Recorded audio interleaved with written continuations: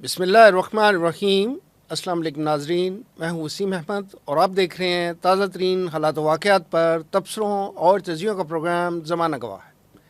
ناظرین، 7 ستمبر 1974 ہماری تاریخ کا روشن اور تاریخ ساز دن ہے۔ اس دن مسلمانان پاکستان نے لازوال قربانیوں اور طویل جدوجہد کے بعد پارلیمنٹ کے متفقہ فیصلے کے ذریعے قادیانیوں کو غیر مسلم قرار دلوایا تھا۔ قادیانی جماعت دور حاضر کا بدترین فتنہ اور انگریز سرکار کا لگایا ہوا وہ پودا ہے جس کی آبیاری آج بھی جاری ہے۔ ناظرین، عقیدہ ختم نبوت کا تحفظ ہر مسلمان کا دینی اور ملی فریضہ ہے۔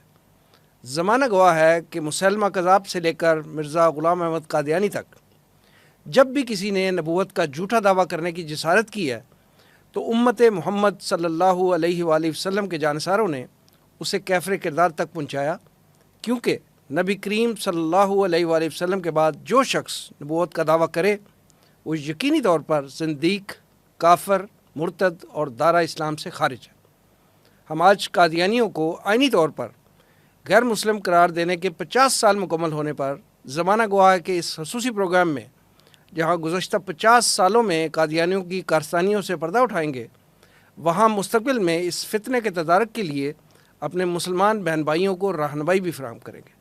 میرے ساتھ تشریف فرما ہیں معروف اسلامی اسکالر اور مصنف جناب متین خالد صاحب، ان کے ساتھ تشریف فرما ہے تنظیم اسلامی کے ریسرچ اسکالر جناب رضا الحق صاحب، اور ان کے ساتھ ہیں KTV کے اینکر ڈاکٹر حسن رانا صاحب، اور ویڈیو لنک پر ہمیں جوائن کریں گے جماعت اسلامی کے سینئر رہنما ڈاکٹر فرید احمد پراچا صاحب، معروف دانشور اور مصنف ڈاکٹر محمد عارف صدیقی صاحب، نو مسلم اسلامی اسکالر جناب عبد الوارث صاحب، اور last but not the least امیر تنظیم اسلامی جناب شہاب الدین شیخ صاحب۔ آئیے گفتگو کا آغاز کرتے ہیں۔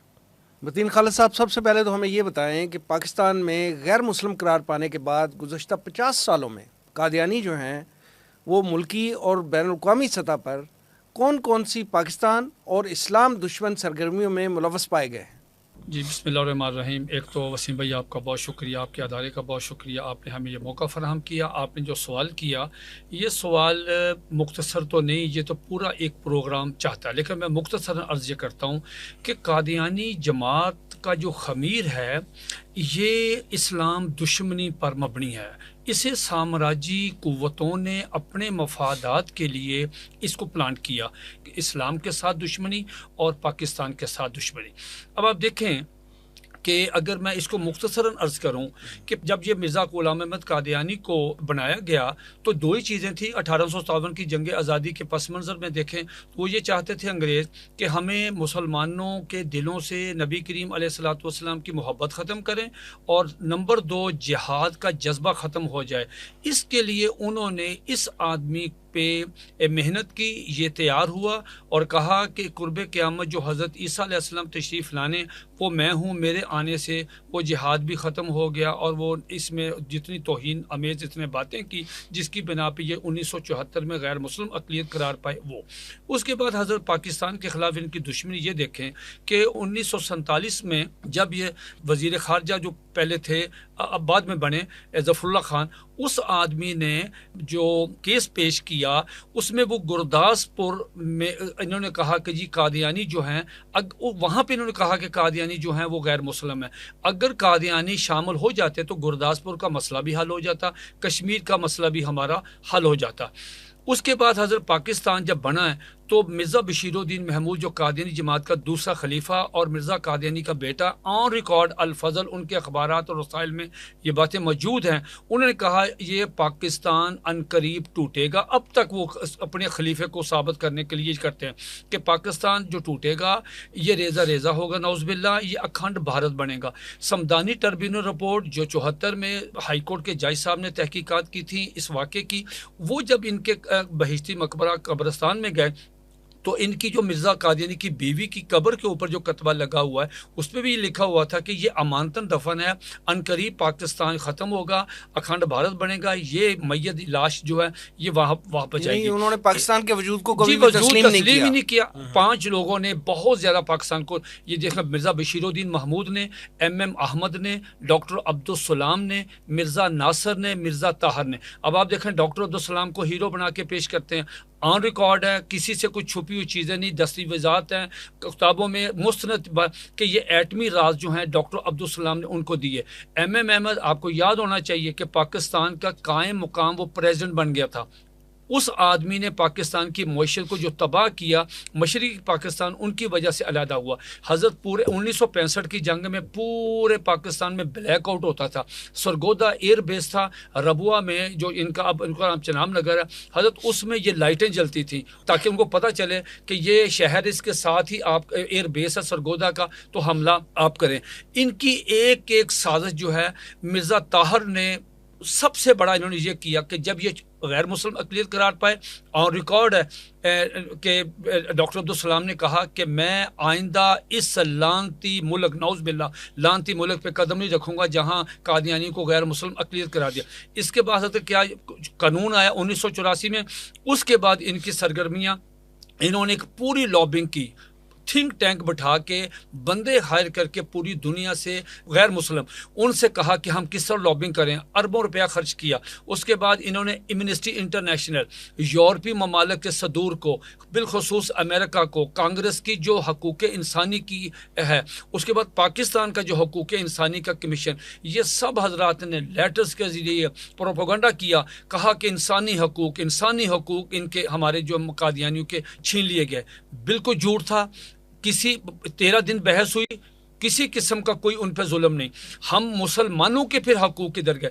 ان کو ایک 13 دن کی بحث کے بعد جو ان کے متصادم تھے، جتنے اسیان انگیزی پھیلتی تھی مسلمانوں کے مطالبے پہ، ایک پروسیس ہوا جمہوری پروسیس، اس جمہوری پروسیس کے نتیجے میں غیر مسلم اقلیت قرار دیا۔ اس کے بعد یہ ڈاکہ زنی کرتے تھے مسلمانوں کے حقوق پہ کہ اذان دینی، مرزے کی بیوی کو ام المومنین کہنا، مرزے کو صلی اللہ علیہ وسلم کہنا، وہ روکا۔ جب روکا تو پھر انہوں نے کیا کیا، وہ بہت زیادہ پروپیگنڈا کیا کہ ہمارے حقوق۔ اس کے بعد یہ پریشر گورنمنٹ پہ آتا تھا کہ صاحب یہ سارا کچھ جھوٹ پہ ان کا مبنی تھا، اور پھر اب کیا کرتے خطرناک جو پاکستان دشمنی، وہ یہ اسلام دشمنی تو تھی کہ یہ روس ٹوٹا، اس کی جو ریاستیں بنی، انہوں نے روسی زبان میں یہ شیزان کمپنی کا جو مالک تھا شاہ نواز، اس نے سارا خرچہ کیا۔ یہ سالانہ جلسے میں مرزا طاہر نے کنفیس کیا کہ یہ سارا پیسہ ہمیں شاہ نواز نے دیا۔ انہوں نے کیا کیا، قرآن مجید جو قادیانیوں کا ترجمہ اس میں تحریف شدہ، جس پہ ابھی وہ مبارک ثانی والا، یہ سارا یہ یورپ اور روس کی ریاستوں میں تقسیم ہوا۔ وسیم بھائی یہ کرتے کیا تھے کہ باہر لگاتے تھے تفسیر عثمانی، اندر بشیر الدین کا قرآن مجید، یہ ہزاروں لاکھوں کی تعداد میں یہ شائع ہوا۔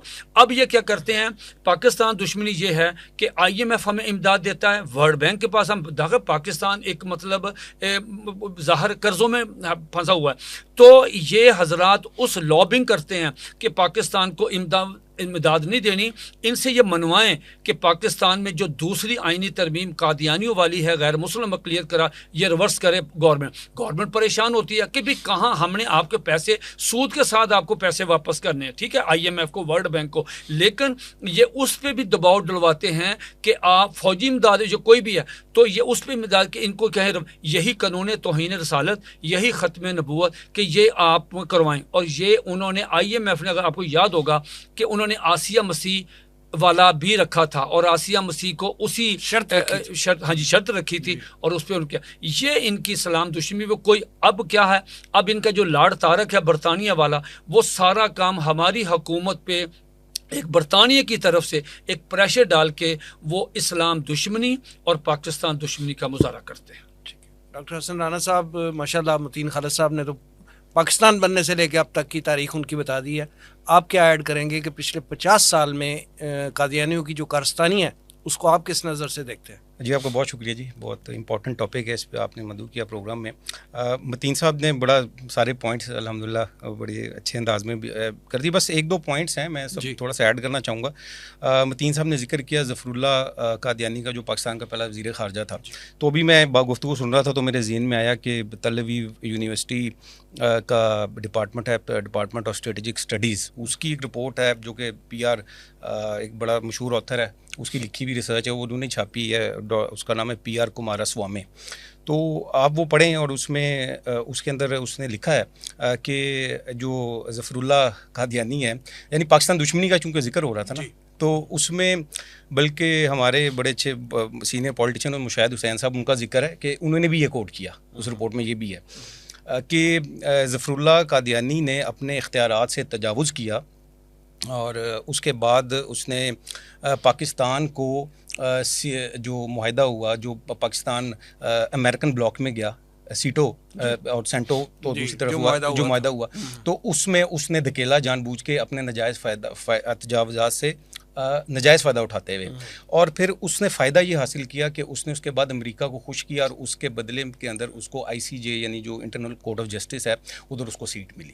اور یہ ہم نہیں کہہ رہے, یہ تل اویو یونیورسٹی کی ریسرچ رپورٹ چھایا ہو چکی ہوئی ہے, یہ اس میں لکھا ہوا ہے, بلکہ اس میں تو اور بھی بڑے کئی انکشافات ہیں اگر وہ پڑھے جائیں تو آپ یہ دیکھیں کہ اس میں, اور اسی رپورٹ میں یہ بھی لکھا ہوا ہے, یہ بھی میں ساتھ بتاتا چلوں کہ 1953 کی جو تحریک تھی, تحریک ختم نبوت, جس میں مسلمانوں کا یہ مطالبہ تھا کہ اس کو عہدے سے ہٹایا جائے کیونکہ اس نے بیرونی دنیا کے اندر پاکستان کے سفارتکاروں کو قادیانیت کے اڈوں میں تبدیل کر دیا, تو وہ مسلمانوں کو 10,000 مسلمانوں کو شہید کر دیا گیا, لیکن یہ مطالبہ نہیں مانا گیا. اس رپورٹ میں یہ بھی لکھا ہوا ہے, ریسرچ پیپر ہے بلکہ رپورٹ نہیں ہے سوری, اس ریسرچ پیپر میں یہ بھی لکھا ہوا ہے کہ وہ اس لیے نہیں مانا گیا کیونکہ اس وقت کی جو اسٹیبلشمنٹ تھی اس نے ظفر اللہ قادیانی کا ساتھ دیا, اس کے بیک پہ تھی, کیونکہ ان کا یہ خیال تھا کہ اگر ہم نے اس کو نکال دیا تو امریکہ ہم سے ناراض ہو جائے گا, کیونکہ پاکستان دشمنی کا ذکر ہو رہا تھا. دیکھیں جہاں پاکستان بننے کے فوراً بعد 1953 یا 52 سے یہ چیزیں شروع ہو رہی ہوں, تو آج آپ لگا سکتے ہیں حساب کہ آج 2024 میں کیا کچھ نہیں ہو رہا ہوگا.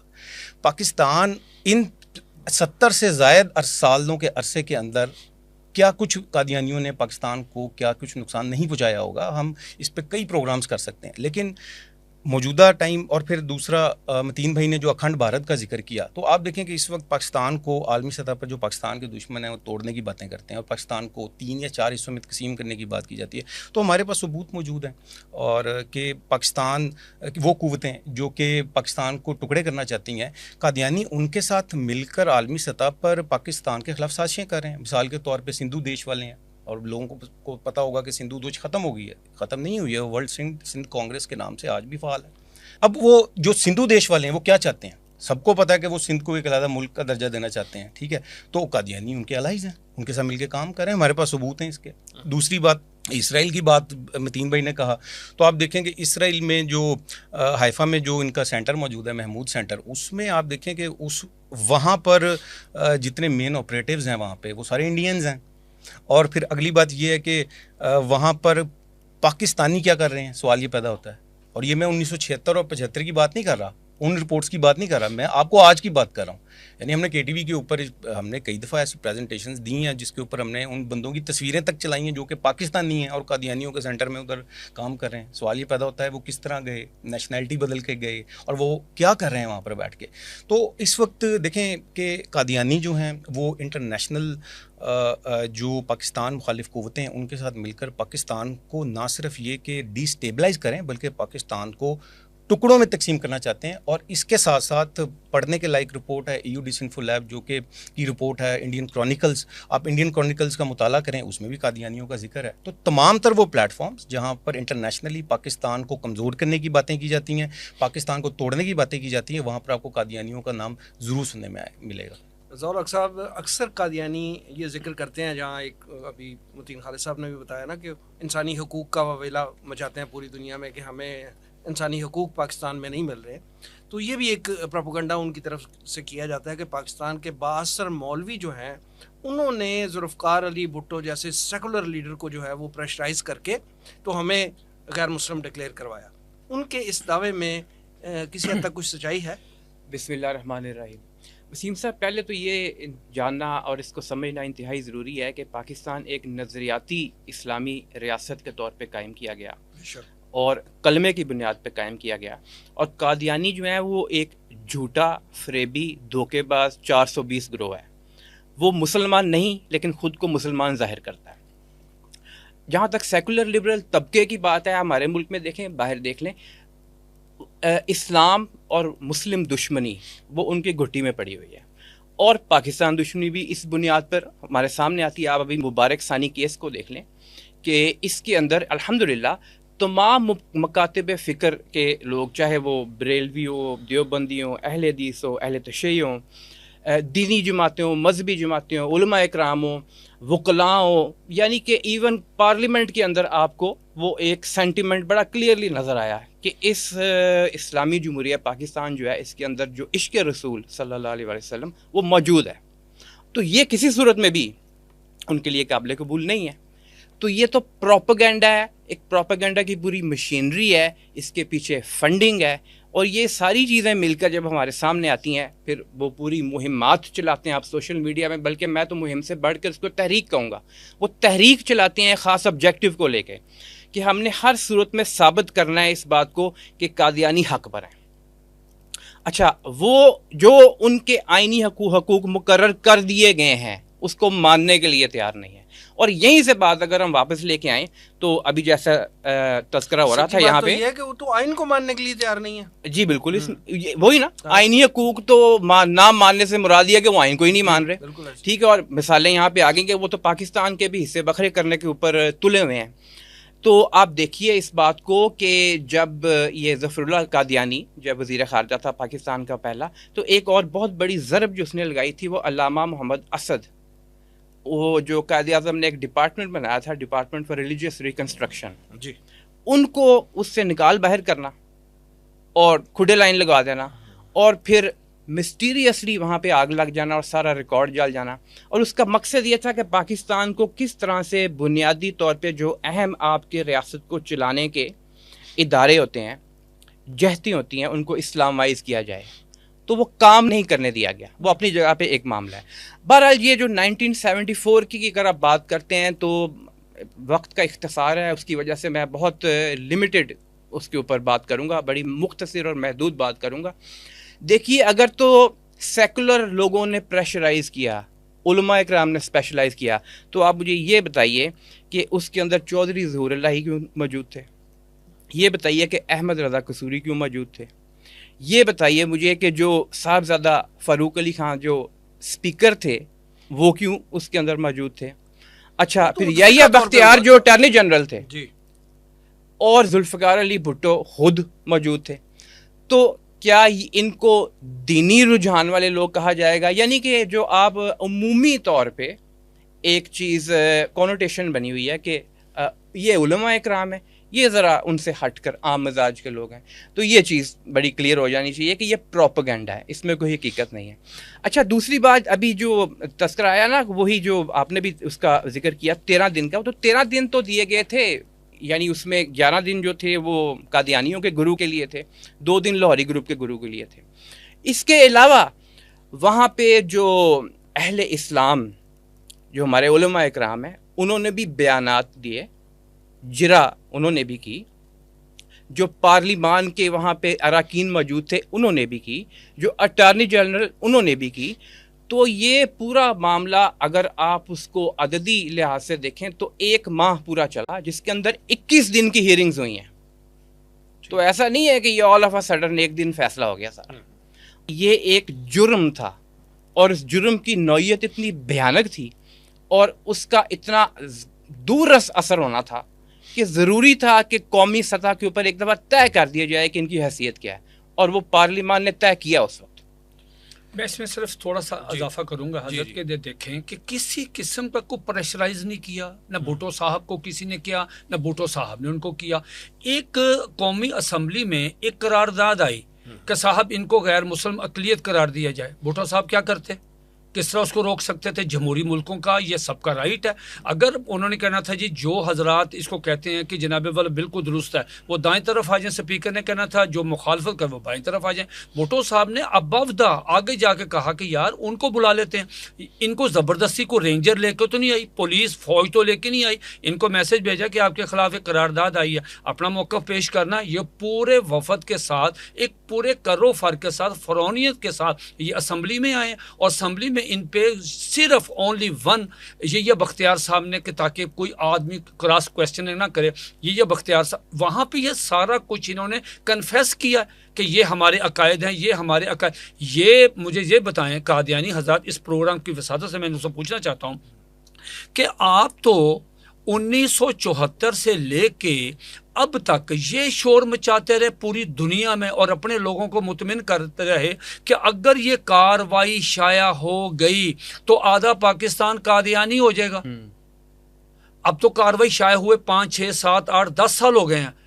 کہاں ہے آدھا پاکستان جو قادیانی؟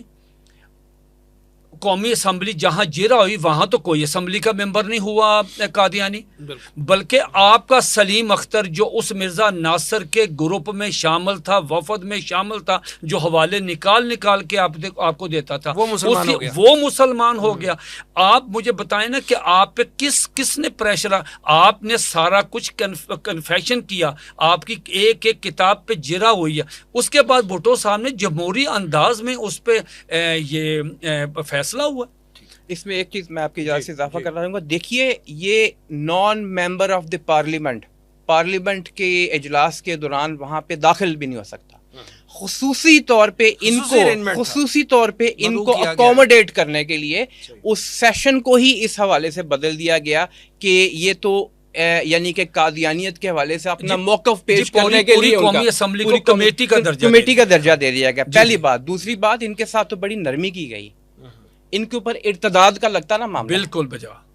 تو پھر حقیقی طور پہ تو اگر آپ دینی تعلیمات کو دیکھیں ان کو بڑا نرم مرتد کی جو سزا ہے بالکل بجا، وہ اگر ان پہ نافذ ہوتی تو پھر کیا ہوتا؟ بالکل بجا. اچھا جناب، اس موضوع پہ جماعت اسلامی کے سینئر رہنما ڈاکٹر فرید احمد پراجا صاحب سے بھی ہم نے گفتگو کی. آئیے ان کا میسج سنتے ہیں. بسم اللہ الرحمن الرحیم.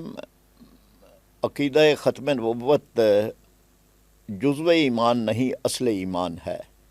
اور یہ بات بالکل واضح ہے کہ قادیانیوں کو یا مرزا غلام احمد کو ایک خاص مقصد کے لیے اس کی نبوت کو تیار کیا گیا انگریز کی طرف سے، اور اس میں ہی وہ سارے مقاصد یا نقصانات سامنے آ جاتے ہیں جو پچھلے 50 سالوں میں یا کہا جا سکے تو 100 سالوں میں قادیانی فتنے نے امت کو پہنچائے ہیں.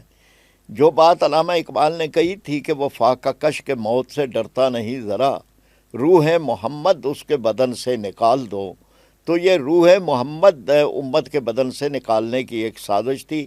جہاد کو ختم کرنے اور جہاد کے بارے میں ایک تصور دینے کہ جہاد کا اب کوئی ضرورت باقی نہیں رہی، اور پھر اسی طرح غلامی پہ راضی ہو جانے کا.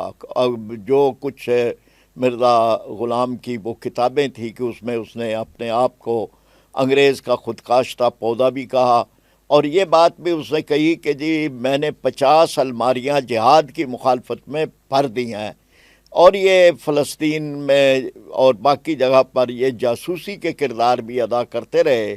اور آج بھی جو بعض روایات ہیں جس کی تردید نہیں ہوئی کہ 600 افراد ان کے اسرائیل کی باقاعدہ فوج میں داخل ہیں. پھر پاکستان کے اندر کلیدی اسامیوں پہ رہے، اور ان کلیدی اسامیوں پہ رہنے کی وجہ سے انہوں نے اپنے اس کو سپورٹ کیا، اور اس لحاظ سے جو کچھ بھی ان کے پاس وسائل تھے وہ وسائل انہوں نے تخریب کاری کے لیے، امت کے درمیان اختلافات ڈالنے کے لیے، فرقہ پرستی کو ہوا دینے کے لیے، اور دنیا بھر کے اندر مسلمانوں کو نقصان پہنچانے کے لیے انہوں نے استعمال کیے. پھر جو قادیانی تھے ان کے اساتذہ یا نظام تعلیم میں جہاں ان کو موقع ملا، انہوں نے اس بات کی کوشش کی کہ جی ہماری نسل نو کے ذہن میں یہ بات ڈال دیں کہ یہ مولوی تو اختلافات آپس کے اندر ایک دوسرے کو کافر کہتے رہتے ہیں، اور قادیانی جو ہیں وہ تو کلمہ گو ہیں، وہ تو قرآن کو بھی مانتے ہیں، نبی صلی اللہ علیہ وسلم کو بھی مانتے ہیں، اور اس طرح سے وہ سارا رخ اس کے خلاف کریں کہ یہ مسلمانوں کے یہ مولوی جو ہیں، یہ علماء ہیں، یہ فتنے کی اصل جڑ ہے. یہ وہ چیزیں ہیں کہ جو کچھ میں نے عرض کی ہیں. باقی اس کے بعد یہ کہ عدالتی سطح پہ بھی کوشش کی گئی ان کی طرف سے، پارلیمنٹ کی سطح پہ بھی. یہ ایک پوری تاریخ ہے کہ 1974 کی وہ تحریک ہے جو 29 مئی کو ربوہ کے پلیٹ فارم سے شروع ہوئی تھی، اور جس نے پورے ملک میں ایک ہمہ پہلو ہمہ جہت ایک انقلاب پیدا کر دیا تھا. इस्लामी जमीयत तलबा, जमात इस्लामी, दीनी जमातें, तंजीम इस्लामी सब इसमें शामिल थे। तो उसके नतीजे में कादियानियों को अक़लियत करार दिया गया। उस असम्बली से जो मौलवियों की असम्बली नहीं थी, एक रोशन ख्याल लिबरल रहनुमा की थी, और उन्होंने जो कुछ उसमें किया पूरा मौका दिया। 13 दिन तक मिर्ज़ा नासिर अहमद को पूरा मौका दिया गया कि वो अपने आप को या अपने अकायद और नज़रियात को बयान करे, या मिर्ज़ा ग़ुलाम अहमद को जो नबी नहीं मानते उनके बारे में उनका अपना अकीदा क्या है उसको बयान करे। तो उसके बाद उनको अक़लियत करार दिया गया। इम्तनाए कादियानियत एक्ट भी 1984 में वो भी आया, और उसके मुताबिक जिन जिन चीज़ों पे पाबंदियाँ थीं कि जी ये नहीं कर सकते, वो उन्होंने धड़ल्ले से की। पुलिस का भी साथ मिलता रहा, इसी तरह इंतज़ामिया का भी साथ मिलता रहा। और फिर ये कि सबसे बड़ा नुकसान ये है कि उन्होंने अपने आप को अक़लियत तस्लीम नहीं किया, और वो बाहर इस्लाम के नाम पर अपने आप को पेश कर रहे हैं। उनका टेलीविज़न चैनल जो है वो इसके साथ उसको बयान करता है कि जी असल इस्लाम हम पेश कर रहे हैं। तो ये वो चीज़ें हैं कि जिसको हम समझते हैं कि ये नुकसान है। बिलाशुबा इसका मुकाबला भी बड़े भरपूर तरीके से हुआ है 1953 में, 1954 में, फिर जितने भी केसेस होते रहे। अभी 22 अगस्त को जो सुप्रीम कोर्ट ने अपने पहले 6 फरवरी और 24 जुलाई के फ़ैसलों को वापस लिया, और तो वो भी एक बहुत बड़ी पेशरफ्त और कामयाबी है। तो हम ये समझते हैं कि इस मौजू पे हमेशा बात उठाया जाना चाहिए, और हमेशा एक लाहेअमल भी मुत्तफ़िका तय करना चाहिए, ताकि ये बज़ाहिर यूँ नहीं है कि ये थोड़े से लोग हैं, इनके पीछे बड़ी आलमी साजिशें, आलमी क़ुव्वतें और कई NGOs और उनके फंड शामिल हैं।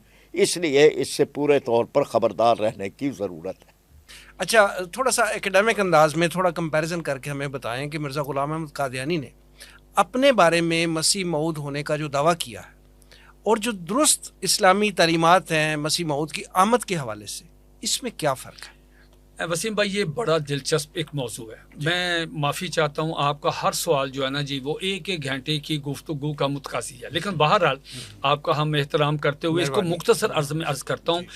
आप किसी भी कादियानी से मुनाजरा करने जाएं तो कादियानी यम आ जाता है। वो कादियानी क्या कहता है, वो आपको डराने के लिए कहता है जी कि हमने जो मुनाजरा करना ना, वो हमने कुरान मजीद से बाहर नहीं जाना।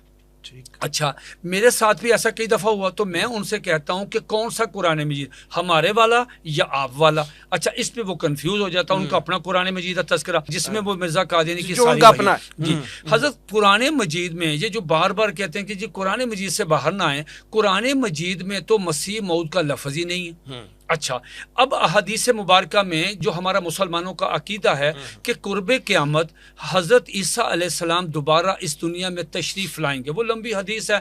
उस हदीस में जहाँ प्यारे आका अलैहिस्सलातु वस्सलाम ने बहुत खूबसूरत बातें फरमाई, एंड उस पर यह लगा कि हज़रत जो नाम लिया कि वो ईसा इब्ने मरियम होंगे, वो तशरीफ़ लाएंगे, दज्जाल को कत्ल करेंगे, उनके साथ हज़रत महदी होंगे, मुकाम लुद पे कत्ल करेंगे, शादी होगी, बच्चे होंगे, फौत होंगे, और वो गुंबद खजरा के नीचे जहाँ नबी अलैहिस्सलातु वस्सलाम आराम फरमा रहे वहाँ पे वो दफन होंगे। ये बहुत तफसील उसमें मौजूद है। मैं मुख्तसर करता हूँ। अंग्रेज़ों ने कहा यार कि ये जो लिखा कि उनके आने से हदीस पाक में है कि ऑल ओवर द वर्ल्ड, दज्जाल के कत्ल होने के बाद ऑल ओवर द वर्ल्ड तमाम दुनिया मुसलमान हो जाएगी। जब तमाम दुनिया मुसलमान हो जाएगी तो जिहाद किससे करना है, तो जिहाद ख़त्म हो जाएगा। अंग्रेज़ों ने कहा कि हमें कोई ऐसा बंदा चाहिए जो ये बात कहे कि वो जो नबी अलैहिस्सलातु वस्सलाम ने अरशाद फरमाया कि कुर्बे क़यामत एक ईसा इब्ने मरियम आएंगे, मसीह मऊद आएंगे, तो हज़रत वो अपना उनके आने से जिहाद ख़त्म हो जाएगा। उन्होंने बाकी चीज़ें छोड़ दी। इस आदमी को तैयार किया, इसने कहा जी मैं ईसा अलैहिस्सलाम। इससे पूछा तुम ईसा किस तरह हो, तुम्हारा नाम तो मिर्ज़ा कादियानी, तुम्हारी वालदा का नाम चिराग बीबी, उनकी वालदा का नाम मरियम, वो बग़ैर बाप के पैदा हुए, आपके वालिद का नाम ग़ुलाम मुर्तज़ा, तो निशानी तो पूरी ना हुई। हज़रत ईमानदारी की बात है, ये एक मराकी आदमी था। जो मराकी आदमी होता है ना, आप किसी भी डॉक्टर से पूछ लें कि उस बेचारे को, मराकी आदमी को, एक उसको गैस चढ़ती है दिमाग को। मराकी से क्या मुराद? ये मराक, یہ مراق کا ایک مرض ہوتا ہے حضرت، مراق کا، تو اس میں وہ آدمی نبی اور رسول اور اللہ کا دعویٰ کرنے والا، یہ ساری چیزیں مرزا کے لٹریچر میں موجود ہیں۔ اب اس نے کہا جی کہ میں، اس نے کہا جو آپ تو مسیح ہے ہی۔ اب حضرت اس نے ایک لفظ کہا، میں اس پروگرام کی وسادت سے ہاتھ جوڑ کے قادیانی حضرات سے درخواست کرتا ہوں کہ یار ہمارا مسئلہ بھی حل کریں، کہ مرزا قادیانی نے کہا اگر قرآن مجید نے میرا نام ابن مریم نہیں رکھا تو میں جھوٹا ہوں۔ پھر کہا جو جھوٹ بولتا ہے اس کا اعتبار نہیں رہتا، جو جھوٹ بولتا ہے وہ لعنتی ہوتا ہے، جو جھوٹ بولتا ہے وہ گوں کھاتا ہے، جو جھوٹ بولتا ہے وہ مرتد ہوتا ہے۔ یہ مرزا قادیانی کے الفاظ۔ اب آپ مجھے بتائیں قرآن مجید کی کس سورت، کس آیت، کس سپارے میں موجود ہے کہ جہاں اللہ تعالیٰ نے مرزا قادیانی کا نام رکھا ہو؟ حضرت کہاں کہاں رونا روئیں، ساری دنیا پہ جبرائیل علیہ السلام وحی لے کے آتے ہیں۔ یہ آپ پوچھیں کسی قادیانی سے کہ جو اس پہ وحی لے کے آتا اس کا نام کیا ہے؟ حضرت اس کا نام ہے ٹیچی ٹیچی۔ اب یہ نام سن کے آپ حیران ہوں گے، روحانی خزائن جو ان کا والیوم ہے، اگر قادیانی حضرات دیکھ رہے ہیں پروگرام کو، نکالیں اس کا 19 نمبر والیوم اور اس کا پیج نمبر 51 نکالیں، دیکھیں کیا لکھا ہے۔ مرزا قادیانی نے کہا کہ اللہ تعالیٰ نے میرے ساتھ انٹر کورس کیا، نعوذ باللہ، جس کے نتیجے میں پریگننٹ ہوا، میری 10 مہینے پریگننسی رہی، مجھے درد ذیل ہوا، کھجوروں کا تنا وہ میں نے ہلایا، اس کے بعد میرے میں سے ڈلیوری ہوئی، میرے میں سے میں نکلا، میں عیسیٰ علیہ السلام۔ کیا سٹوپڈ کہانی انہوں نے بنائی ہے، یہ تو بالکل واہیات گفتگو۔ اس کے بعد آپ ان سے بات کریں، وہ کہتے دیکھیں سکولر بیٹھے ہیں، میں تو ایک طالب علم ہوں، حضرت عیسیٰ علیہ السلام اور ایک علیحدہ شخصیت ہیں اور حضرت مہدی علیحدہ شخصیت ہیں، ان کا احادیث مبارکہ میں 14 صدیوں میں جو لٹریچر ہمارا ہے ان کے علیحدہ علیحدہ روٹس ہیں، ان کی نشانیاں، ان کے فرائض۔ اب حضرت یہی کہتے ہیں کہ عیسیٰ علیہ السلام اور حضرت مہدی، یہ مرزا قادیانی عیسیٰ علیہ السلام بھی ہے، حضرت یہ کہتے ہیں ایک شخصیت کا نام ہے۔ ان سے پوچھا کہ وہ جو عیسیٰ علیہ السلام نے قتل کرنا دجال کو مقام لد پہ، تو آپ تو کہیں مقام لد پہ گئے نہیں۔ کہتا مقام لد سے مراد لدھیانہ ہے، وہاں میری ایک بندے سے بحث ہوئی تھی، لد سے مراد، اسے کہا کہ نبی علیہ الصلوۃ والسلام نے حدیث مبارکہ میں فرمایا کہ جب عیسیٰ علیہ السلام آئیں گے وہ 2 چادریں زرد رنگ کی ان کی ہوگی، ایک چادر ایک تہبند زرد رنگ کی۔ آپ نے تو کبھی زرد رنگ کی کہتا چادروں سے مراد، زرد رنگ سے مراد ہوتا ہے بیماریاں، ایک مجھے آنکھیں پیلی ہیں، ایک مجھے پیلے رنگ کا پیشاب آتا ہے، یہ بیماریاں۔ حضرت وہ آپ ان سے بحث ہی نہیں کر سکتے، آپ وہ اس پہ انسسٹ کرتے ہیں کہ جناب یہ جو انہوں نے فرما دیا یہ تو فراڈیا۔ دیکھیں جو انہوں نے آنا ہے ان کا نام عیسیٰ، ان کی والدہ کا نام مریم، وہ بغیر باپ کے پیدا ہوئے، بھئی تمہارا تعلق ہی نہیں۔ کہتا جی وہ فوت ہو گئے ہیں۔ ہم نے کہا قبر کدھر؟ کہتا یہ ساتھ ہی سیالکوٹ سے آگے جائیں، کشمیر اسیری نگر میں محلہ خان یار میں ان کی قبر ہے۔ کوئی دنیا میں ایک کرسچن بھی ایسا ہے جو کہتا ہے یہ عیسیٰ علیہ السلام یہاں دفن ہے؟ سارا بنیاد جھوٹ پہ۔ جنہوں نے آنا ہے حضرت عیسیٰ علیہ السلام نے، وہ تو آنا ہے۔ خط کسی کا تھا، ڈاکیا محلے میں آیا، اس نے کہا یار یہ خط ہے عیسیٰ علیہ السلام کا، یہ باہر نکلا، اس نے کہا جی میرا خط ہے۔ بھی تمہارا خط کس طرح ہو گیا؟ اگر عیسیٰ علیہ السلام فوت ہو گئے ہیں تمہیں کس نے اجازت دی ہے کہ میں عیسیٰ ہوں؟ یہ سارا اس میں ایک فراڈ، دھوکہ دہی پہ مبنی ہے، نہ وہ مسیح موعود ہے نہ اس کا۔ اب دیکھیں نا وہ کہ بھئی اگر قرآن نے میرا نام ابن مریم نہیں رکھا تو میں جھوٹا ہوں۔ بھئی آپ کا نام رکھا ہی نہیں ابن مریم، پھر اس کے یہ کہنا کہ میں پریگننٹ ہوں، میرے میں سے نیا نکلا، عجیب مطلب ہے یہ مسیح ہونی سی باتیں جی بالکل، یہ تصور ہی نہیں ہے۔ جنہوں نے آنا وہ احادیث مبارکہ میں ان کی پوری نشانیاں، ہر چیز، وہ روٹ ہے دمشق مرکزی جامع مسجد، مطلب وہ سارا ایک چیز ہے۔ تو یہ صرف جہاد کو ختم کرنے کا ایک وہ جو انگریز تھا اسے چاہیے تھا، اس نے کہا جی میں وہ عیسیٰ علیہ السلام۔ اچھا جناب، اس وقت ہمارے ساتھ 9 مسلم اسلامی اسکالر عبدالوارث گل صاحب موجود ہیں، اور عبدالوارث گل صاحب کے حوالے سے میں عرض کروں کہ انہوں نے اسلام قبول کرنے کے بعد دعوت و تبلیغ کو اپنا مشن بنایا، اور آج کی ڈیٹ تک سینکڑوں نہیں ہزاروں لوگ ان کے ہاتھ پہ اسلام قبول کر چکے ہیں۔ آئیے اس موضوع پہ ان سے بھی بات کرتے ہیں۔ عبدالوارث گل صاحب، ہمیں جوائن کرنے کے لیے بہت بہت شکریہ۔ یہ بتائیے گا کہ پارلیمنٹ سے غیر مسلم قرار پانے کے بعد گزشتہ 50 سالوں میں قادیانیت نے ہمارے دین اسلام کو کیا نقصانات پہنچائے ہیں؟ بارک اللہ فیکم وسیم بھائی، اللہ سبحانہ تعالیٰ آپ کو جزائے خیر عطا فرمائے کہ اتنے اہم موضوع کے اوپر آپ نے گفتگو کے لیے مدعو کیا۔ اس گولڈن جوبلی کے موقع پر میں تمام امت مسلمہ کو مبارکباد پیش کرتا ہوں، اور بالخصوص ان کے لیے دعا کرتا ہوں کہ جن علماء کرام نے، جن سیاستدانوں نے اور شعبہ ہے زندگی سے تعلق رکھنے والے مختلف لوگوں نے قادیانیوں کو غیر مسلم قرار دینے میں اپنا بھرپور اور اہم کردار ادا کیا۔ یقیناً یہ ایک مشکل کام تھا، ایک بات کا اندازہ لگا سکتے ہیں اس بات سے کہ جب ذوالفقار علی بھٹو رحمۃ اللہ علیہ نے اس قانون کے اوپر سائن کیے تو انہوں نے کہا کہ میں اس قانون کے اوپر نہیں بلکہ اپنے موت کے پروانے پہ سائن کر رہا ہوں. یہ اتنا مشکل کام تھا اور وقت نے ثابت کیا کہ ذوالفقار علی بھٹو رحمۃ اللہ علیہ کے الفاظ 100% درست تھے. میں سمجھتا ہوں کہ ذوالفقار علی بھٹو رحمۃ اللہ علیہ کے دامن میں کوئی ایک نیکی بھی نہ ہو، لیکن یہی ایک نیکی ان کے دامن میں ڈال دی جائے تو حشر والا دن رسول اللہ صلی اللہ علیہ وسلم کی شفاعت کے وہ مستحق ہوں گے انشاءاللہ. دوسری آپ نے بات کی کہ امت مسلمہ کو اس کا نقصان کیا ہوا، تو بالکل اس کا تو بڑا زبردست نقصان اٹھانا پڑا ہے ہمیں. ایک طرف تو ہم نے اپنی نسلوں کو بچایا، ان کو بتایا، ان کو دکھایا کہ یہ ایک فتنہ ہے، لیکن دوسری طرف انہوں نے اپنی مظلومانہ ایک جو ہے وہ تصویر پیش کی.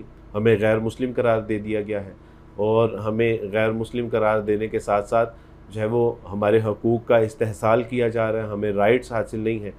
تو اس کا ڈنڈورا پیٹا جاتا ہے ہر 2-3 مہینے بعد. پوری دنیا کی ایمبیسیز میں جو ہے وہ اس کی رپورٹس بھیجی جاتی ہیں کہ جی پاکستان میں ہمیں حقوق حاصل نہیں ہیں. میں یہ بات پوچھنا چاہتا ہوں کہ کیا قادیانیوں نے کبھی پاکستان کی جو کانسٹیٹیوشن آف پاکستان کی اس قانون کو مانا؟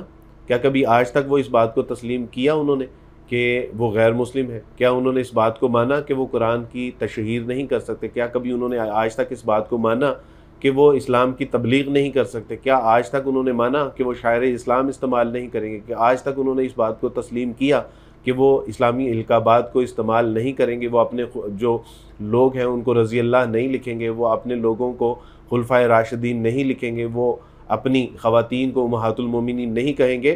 تو جو لوگ ملک کے اور وطن کے قانون کو نہیں مانتے تو اس کو جو ہے وہ حقوق نہیں بلکہ ان کی سرکوبی کی جاتی ہے، کیونکہ وہ اس ملک کے باشندے نہیں ہوتے بلکہ وہ ایک دہشت گرد گروہ ہوتا ہے. اور قادیانی ایک فتنہ بھی ہے اور ایک مذہبی دہشت گرد گروہ بھی ہے. تو یہ بات کہ پیش نظر ہمیں نقصان ہوا، میں سمجھتا ہوں کہ حکومت پاکستان کو سنجیدگی کے ساتھ جو ہے وہ ان کا کاؤنٹر کرنا چاہیے اور دیکھنا چاہیے کہ یہ کون کون سے ایسے ذرائع ہیں کہ جس ذرائع سے یہ امت مسلمہ کو، پاکستان کو اور پاکستان کی عوام کو بدنام کر رہے ہیں، محض اپنی جھوٹی مظلومانہ تصویر دنیا میں پیش کرنے کے ساتھ ساتھ. عبدالوارث بھائی ہمیں یہ بتائیں کہ ہمیں ملکی اور بین الاقوامی سطح پر رد قادیانیت کے لیے کیا اقدامات اٹھانے چاہیے؟ مزید اس کے حوالے سے کیا اقدامات کیے جانے چاہیے پوری دنیا میں؟ تو میں سمجھتا ہوں کہ قادیانیوں کے وہ عقائد و نظریات جو یہ اپنے مرزا غلام احمد قادیانی کے بارے میں، اس کی بیویوں کے بارے میں، اس کے ساتھیوں کے بارے میں رکھتے ہیں، پوری دنیا کو بتانا چاہیے کہ یہ کس حد تک یہ چلے جاتے ہیں یہ ظالم. یہ دنیا میں یہ ڈنڈورا پیٹتے ہیں کہ یہ ہمیں جو ہے وہ مسلمان تسلیم نہیں کرتے اور دنیا ہمارے اوپر سوال اٹھاتی ہے. تو اسی دنیا کے لوگوں کو ہمیں بتانا چاہیے کہ یہ وہ لوگ ہیں کہ جو اپنا تو رونا روتے ہیں کہ یہ مسلمان ہمیں مسلمان نہیں مانتے اور ہمارے پاس تو اسٹرانگ ریزنز ہیں. یہ ہم ان کو اس لیے مسلمان نہیں مانتے کہ مرزا غلام احمد قادیانی کہتا ہے کہ میں جو ہے وہ میں مجدد بھی ہوں، میں مہدی بھی ہوں، میں عیسیٰ بھی ہوں، میں مریم بھی ہوں، اور معاذ اللہ خدا نے میرے ساتھ جو ہے وہ میاں بیوی والا جو ہے وہ معاملہ بھی کیا، اور یہ کہ میں محمد ہوں، اور پھر یہ کہ میں محمد سے بھی افضل ہوں. یعنی یہ کفریہ عقائد ہیں. یہ وہ کفریہ عقائد ہیں کہ جو یہ عیسیٰ علیہ الصلوۃ والسلام کے بارے میں بھی کفر بکتے ہیں. یہ وہ کفریہ عقائد ہیں کہ جو حسن حسین، خلفائے راشدین، یہاں تک کہ امہات المومنین بھی جو ہے وہ ان ظالموں کے چنگل سے نہیں بچ سکیں، ان کے اوپر بھی یہ تان تشنیع کرتے ہیں. اور اس کے باوجود یہ ہمیں کہتے ہیں کہ اگر کوئی مرزا غلام احمد قادیانی کو مسلمان نہیں مانتا تو وہ کتیوں کی اور سوروں کی اولاد ہے، وہ جنگلی جانوروں کی اولاد ہے. اور ہمیں یہ ڈنڈورا پیٹتے ہیں کہ جی ہم تو ان کو ان کے عقائد و نظریات کے سبب سے مسلمان نہیں تسلیم کرتے. دوسری بات یہ کہ اس بات کی طرف بھی ہمیں توجہ کرنی چاہیے کہ یہ جو ارتداد ہے، یعنی یہ تو قانون ہم نے بنا دیا کہ غیر مسلم قادیانی جو ہے یہ غیر مسلم ہونے چاہیے، لیکن جن لوگوں کو یہ جو ہے وہ پھنسا کے، بسلا کے، لالچ اور جو ہے وہ ترغیبات دے کے قادیانی کر رہے ہیں، تو میں حکومت پاکستان سے آپ کے توسط سے یہ گزارش کرنا چاہتا ہوں کہ ایسی بھی قانون سازی ہونی چاہیے کہ جو لوگ اسلام سے قادیانیت قبول کریں ان کے خلاف جو ہے وہ کڑی سے کڑی سزا ہونی چاہیے. تو مزید اگر آپ چاہتے ہیں کہ آپ کی آنے والی نسلیں اس فتنہ قادیانیت سے محفوظ رہیں تو اس کے لیے نہ صرف ان کے عقائد و نظریات کو پوری دنیا میں واضح کر کے ہر زبان میں جو ہے وہ اس کی اشاعت کر کے ان کو بتانا چاہیے, اور ساتھ ساتھ یہ جو ارتداد کا قانون ہے اس کے اوپر بھی سختی کے ساتھ جو ہے وہ عمل درآمد کیا جانا چاہیے. بارک اللہ فیکم. عبد الوارث گل صاحب, ہمیں وقت دینے کے لیے بہت بہت شکریہ. زوراق صاحب, 7 سپتمبر 1974 کو قادیانیوں کو ہماری پارلیمنٹ نے متفقہ طور پر غیر مسلم قرار دیا, لیکن یہ لوگ اپنی کارستانیوں سے اور اپنی جو غلط حرکات ہیں ان سے باز نہیں آئے. 10 سال کے بعد امتناع قادیانیت آرڈیننس آیا ضیاء الحق کے دور میں, جب ان کو فورسفلی منع کرنے کی کوشش کی گئی کہ بھائی آپ یہ غلط کام کر رہے ہیں, غیر آئینی کام کر رہے ہیں, خلاف قانون کام جو ہے وہ آپ کر رہے ہیں, لیکن یہ پھر بھی باز نہیں آئے. یہ اپنی متواتر لگاتار اپنی ان کی سرگرمیاں جاری ہیں, تبلیغ بھی جاری ہے, محکموں میں اثر و رسوخ بھی جاری ہے. پاکستان دشمنی کے سارے واقعات ابھی متین خالد صاحب نے گنوائے, ڈاکٹر حسن رانا صاحب نے گنوائے, سارے واقعات جاری ہیں. آپ یہ فرمائیں کہ پاکستان کے بااثر اداروں خصوصاً بیوروکریسی میں قادیانیت کے خاتمے کے لیے ہمیں کیا اقدامات کرنے ہوں گے؟ وسیم صاحب انتہائی اہم سوال ہے. اصل میں اگر آپ دیکھیں آپ کے سوال کے اندر ہی اس کا جواب جو ہے وہ پنہا ہے. ایک طرح سے آئین اور قانون کے اندر وہ سارا طریقہ کار موجود ہے جس کے ذریعے اس کی بےخکنی کی جا سکتی ہے. اس پہ عمل درآمد کی ضرورت ہے. دیکھیے, پہلی بات تو یہ ہے کہ آئینی اور قانونی حیثیت جو طے ہو چکی ہے قادیانیوں کی, اس کو ہر صورت میں لاگو کیا جائے, انشور کیا جائے. چاہے آپ کو ایک قادیانی جو ہے اس کے حوالے سے تحقیق کرنی پڑے, وہ کر کے انشور کریں. نمبر 1, ملک دشمنی کے واقعات ہمارے سامنے, ابھی ہمارے دونوں بھائیوں نے اس کا تذکرہ کیا. نظریاتی دہشت گردی کے یہ مرتکب ہیں, دین کی اساس اور پاکستان کی جو اساس ہے اس کو گرانا چاہتے ہیں. اسرائیل میں جب بھارتی وزیر اعظم جاتا ہے تو بہرحال ناظرین نے دیکھا ہوگا وہاں پہ جو ان کو ویلکم کرنے والے ہوتے ہیں اس میں ایک مرزائیوں کا یعنی قادیانیوں کا اور ایک بہائیوں کا وہ جو سربراہ ہے وہاں پہ وہ بھی موجود ہوتے ہیں. تو ان کے ملک دشمن یہ پورا ایجنڈا جو ہے اور اسلام دشمن ایجنڈا یہ واضح ہے. تو پہلی بات تو یہ آئین اور قانون کے اندر جتنی جو موجود ہے اس کو امپلیمنٹ کیا جائے ان لیٹر اینڈ اسپرٹ. نمبر 2, ایک مخصوص حد سے زیادہ آگے بڑھ کر ان کو ترقی یا عہدوں کے اوپر آنے کی اجازت نہیں ہونی چاہیے. جب آئیڈینٹیفائی ہو جائے گا صحیح طریقے سے تو پھر ہی یہ چیز ممکن ہے دوسری جگہ پہ. نمبر 3, ان کی فنڈنگ ٹریس کی جائے. پیسے کہاں سے آتے ہیں؟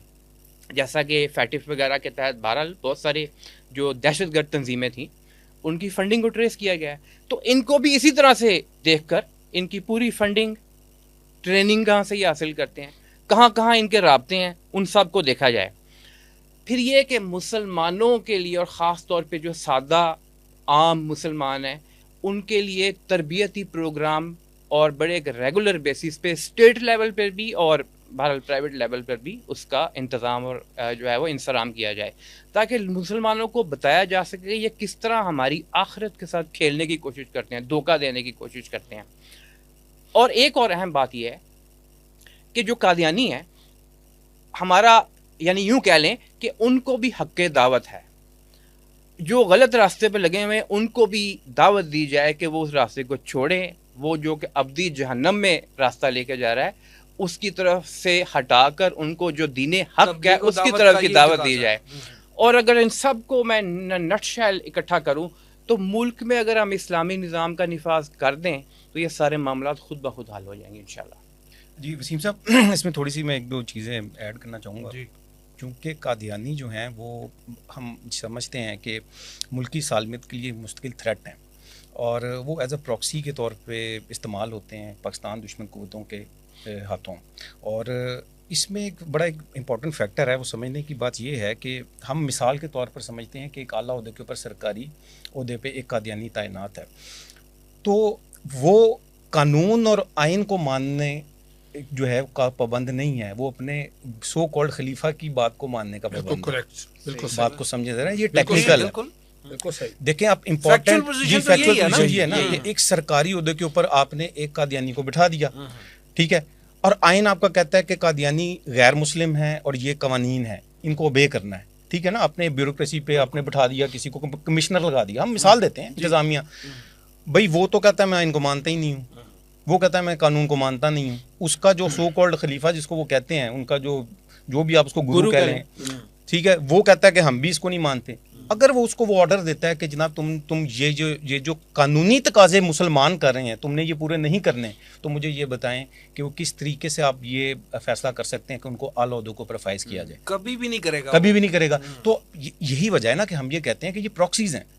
دیکھیں ٹیکنیکلی ہم ان کو پراکسیز کہتے ہیں. یہ جو ملک دشمن قوتوں کے ہاتھوں میں استعمال ہوتے ہیں اس طرح کے, وہ پراکسیز ہیں. سر میں وہ فارمولا پوچھنا چاہ رہا ہوں کہ ان کو کیسے ایلیمنیٹ کیا جائے اپنی اگلی چیز جو ہے نا وہ بھی بڑی امپورٹنٹ ہے. وہ یہ ہے کہ دیکھیں کہ اب ان کا طریقہ کار کیا ہے.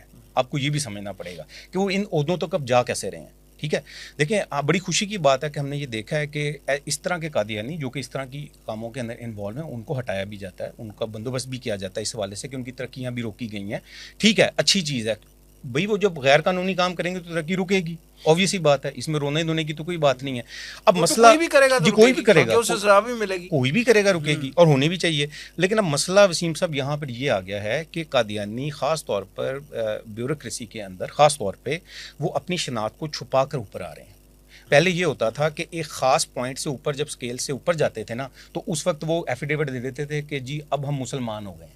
ٹھیک ہے, مسجد میں مٹھائی تقسیم کی, ایک سرٹیفکیٹ لے لیا کہ جی ہم تو مسلمان ہو گئے, لیکن ہوتے نہیں تھے, ہیں قادیانی, لیکن صرف اوپر جانے کے لیے تاکہ جی ہمیں دشواری نہ آئے یا کوئی جس طرح کی رجسٹریشن آتی ہے مسلمان. اب کیا ہو گیا, اب ان کا طریقہ کار فرق ہو گیا ہے. اور میں یہ کنسرن ڈپارٹمنٹس کو یہ میسیج بھی اس پروگرام کے پلیٹ فارم کے تھرو دینا چاہوں گا کہ اب وہ اس طرح سے نہیں آ رہے, وہ شروع ہی سے مسلمان بن کر آ رہے ہیں اور وہاں پر بیٹھ کے وہ سب وہ کام کر رہے ہیں جو کہ نہیں ہونے چاہیے. تو یہ بڑی تھریٹ کی بات ہے, ملک کی سالمیت کے لیے مستقل تھریٹ ہے. تو اور یہ وہ کام ہے جو کہ ہم نہیں کر سکتے نا. دیکھیں یہ ہمارا کام ہے جو ہم کر رہے ہیں. جن کا کام اس چیز کو اسکروٹنائز کرنا ہے یہ ان کا کام ہے, ان کو چاہیے کہ وہ کام کریں. اور ایسے توجہ دلا سکتے ہیں. جی ہم توجہ دلا رہے ہیں. تو میرا خیال ہے کہ زیادہ مسئلہ یہ ہے کہ اس وقت ان کو شناخت کرنے کی ضرورت ہے. جب شناخت ہو جائے گی تو پھر تو ظاہری سی بات ہے کہ جب وہ آئین قانون کو مانتے ہی نہیں ہے تو ان کو اوپر والی سیٹوں پہ آنے ہی نہیں دیا جانا چاہیے. سیدھی سی بات. حسن بھائی صرف ایک میں حسن بھائی کی بات کو وسیم بھائی تھوڑی سی ایک منٹ. جی بات یہ ہے کہ آپ کی پاکستان کی اسلام آباد ہائی کورٹ کی ایک ججمنٹ ہے جس کو نہ تو کیا چیلنج وفاق نے, نہ قادیانی نے اس پہ کوئی اعتراض کیا. اس ججمنٹ میں انہوں نے اسلام آباد ہائی کورٹ نے بڑی کمال ججمنٹ ہے 2019 والی غالباً, اس میں انہوں نے کہا کہ پاکستان کے کلیدی عہدوں پہ بیٹھنے والے قادیانی پاکستان کی نظریاتی اور جغرافیائی سرحدوں کو نقصان پہنچا رہے ہیں. اب اس نے 2 نام لیے ہیں. پہلا نام لیا واجد شمس الحسن کا, خود نام لیا ججمنٹ میں موجود ہے جج صاحب نے کہ وہ اقوام متحدہ میں جب پاکستان کے خلاف کوئی قرارداد آتی تھی یہ آدمی خاموش رہتا تھا. ٹھیک ہو گیا, یہ ان کا سہولت کار تھا. انگلینڈ میں یہ ہائی کمشنر رہا. جی حضرت.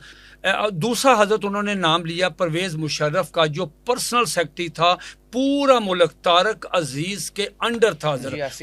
اس دور میں حضرت جو حال ہوا, جو انہوں نے ختم نبوت کو نقصان پہنچایا, جو قادیانیوں کو پروموٹ کیا, جو ان کو تبلیغ کے اڈے دیے, جس طرح کلیدی عہدوں پہ ایک کو بٹایا, وہ ایک پاکستان کی تاریخ کا ایک بھیانک ایک چیپٹر ہے. کبھی اس پہ بھی بات کریں. طارق عزیز کا تو سر یہاں تک تھا کہ پاکستان کے جتنے بیک ڈور ڈپلومیسی کے چینلز تھے وہ تمام کے تمام طارق عزیز ہینڈل کرتا تھا.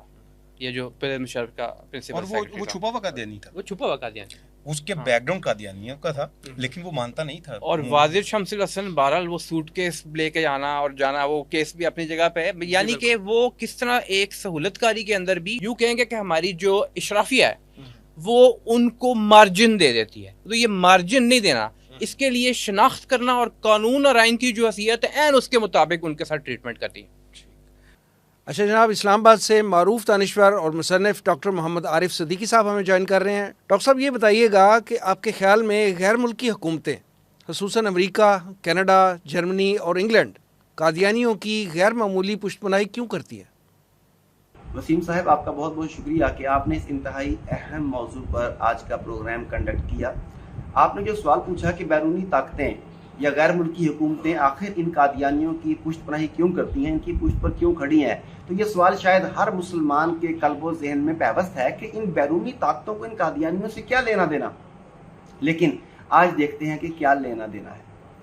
جنگی حکمت عملیاں جاننے والے تمام اشخاص یہ بات بخوبی جانتے ہیں کہ دشمن کو فتح کرنے کے لیے بیرونی حملہ آوروں سے زیادہ اندرونی غدار اور نقب زن آپ کی معاونت کرتے ہیں.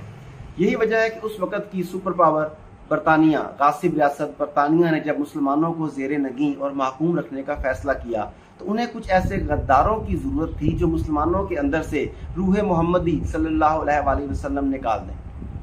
ظاہر ہے کہ جب روح محمدی نکل جائے گی، وہ شریعت جو محمد مصطفیٰ صلی اللہ علیہ وآلہ وسلم لائے تھے، اس شریعت کو کسی اور کے ذریعے وہ باطل قرار دینے کی کوشش کریں گے تو سود حلال ہو جائے گا، جہاد و قتال باطل قرار پائے گا، فحاشی اریانی کی تمام چیزیں عام ہو جائیں گی. اور یہی ان کا مقصد تھا. اس مقصد کے لیے انہوں نے برطانیہ میں جس شخص کو چنا اس کا نام مرزا غلام احمد قادیانی تھا، اور اس نے اپنی وفاداری ان پر ثابت بھی کی. اور یہ بات میں کوئی اپنے پاس سے نہیں کہہ رہا، مرزا غلام احمد قادیانی کے اپنے خطوط موجود ہیں جس میں وہ تاج برطانیہ سے گفتگو کرتے ہوئے باقاعدہ اس بات کا اقرار کرتا ہے، فخریہ اقرار کرتا ہے کہ وہ برطانیہ کا کاشت کردہ پودا ہے اور برطانوی مفادات کی نگرانی کرتا ہے. اب برطانیہ کا سورج جب ڈوبا تو آنے والی نئی سپر پاورز نے بھی اسی حکمت عملی کو اپناتے ہوئے مرزا غلام احمد قادیانی اور اس کی جماعت کو گود لے لیا تاکہ مسلمانوں کے قلب میں ایک خنجر کی طرح یہ پیوست رہیں اور ان کے مفادات کے لیے کام کرتے رہیں. انہوں نے ان کے مفادات کے لیے کیسے کیسے کام کیا، اس کے لیے میں آپ کو چند چشم کشا شواہد پیش کرتا ہوں. وسیم صاحب 20 جون 2016 کو دی لندن پوسٹ میں سیکیورٹی، خارجہ پالیسی اور دہشت گردی پر تجزیاتی مقالے لکھنے والے، ریسرچ رپورٹس لکھنے والے ایوارڈ یافتہ صحافی ڈاکٹر شاہد قریشی نے ایک مضمون لکھا. یہ مضمون اس ٹاپک پر تھا کہ اسرائیل میں 600 سے زائد افراد، قادیانی افراد جن میں 300 کے قریب خواتین ہیں اور 300 کے قریب مرد ہیں، وہ اسرائیلی ملٹری میں خدمات سر انجام دے رہے ہیں. جی ہاں، پاکستانی قادیانی مرد و خواتین اسرائیلی آرمی میں خدمات سر انجام دے رہے ہیں. اور ڈاکٹر شاہد قریشی نے یہ بات اپنے پاس سے نہیں کی، انہوں نے ایک یہودی اسکالر جس کا نام تھا پروفیسر آئی ٹی ناؤمی، اس کی ایک کتاب تھی اسرائیل اے پروفائل، اس میں سے یہ ساری چیزیں اخذ کیں اور بتایا کہ اسرائیل کی ایک بستی کبابیر جسے آپ حیفا کے نام سے جانتے ہیں، وہاں پاکستانی نژاد قادیانی مرد اور خواتین اسرائیلی آرمی کے لیے خدمات سر انجام دے رہے ہیں. آپ اس سے اندازہ کر لیں کہ مسلمانوں کا سب سے بڑا دشمن قادیانیوں کو وہاں پناہ دیے ہوئے اور قادیانی اس کے لیے کام کر رہے ہیں. اس کے بعد اگر آپ کارگل جنگ دیکھیں تو کارگل جنگ میں بے شمار ملٹری کی حساس معلومات انڈیا کو قادیانیوں کے ذریعے پہنچیں، جس کے نتیجے میں جو ہمیں نقصان اٹھانا پڑا وہ بھی آپ کے سامنے ہے. اسی طرح اگر تھوڑا پیچھے جائیں تو 1994 میں جب بے نظیر بھٹو کی حکومت تھی تو جنرل نصیر اللہ بابر کی زیر نگرانی کراچی میں آپریشن کلین اپ شروع ہوا جس کی زد قادیانی پر پڑ رہی تھی. تو اس وقت مانچسٹر سے قادیانیوں کے ایک بڑے نے بیان دیا کہ اگر پاکستان میں امن چاہتے ہو تو قادیانیوں کو ان کی مرضی کے مطابق جینے دو. اب اندازہ کریں، لندن ہو، اسرائیل ہو، مانچسٹر ہو یا کوئی اور ملک ہو، قادیانی وہاں بیٹھ کر اپنے آپ کو کتنا محفوظ تصور کرتے ہیں کہ پاکستان کو سر عام للکارتے ہیں.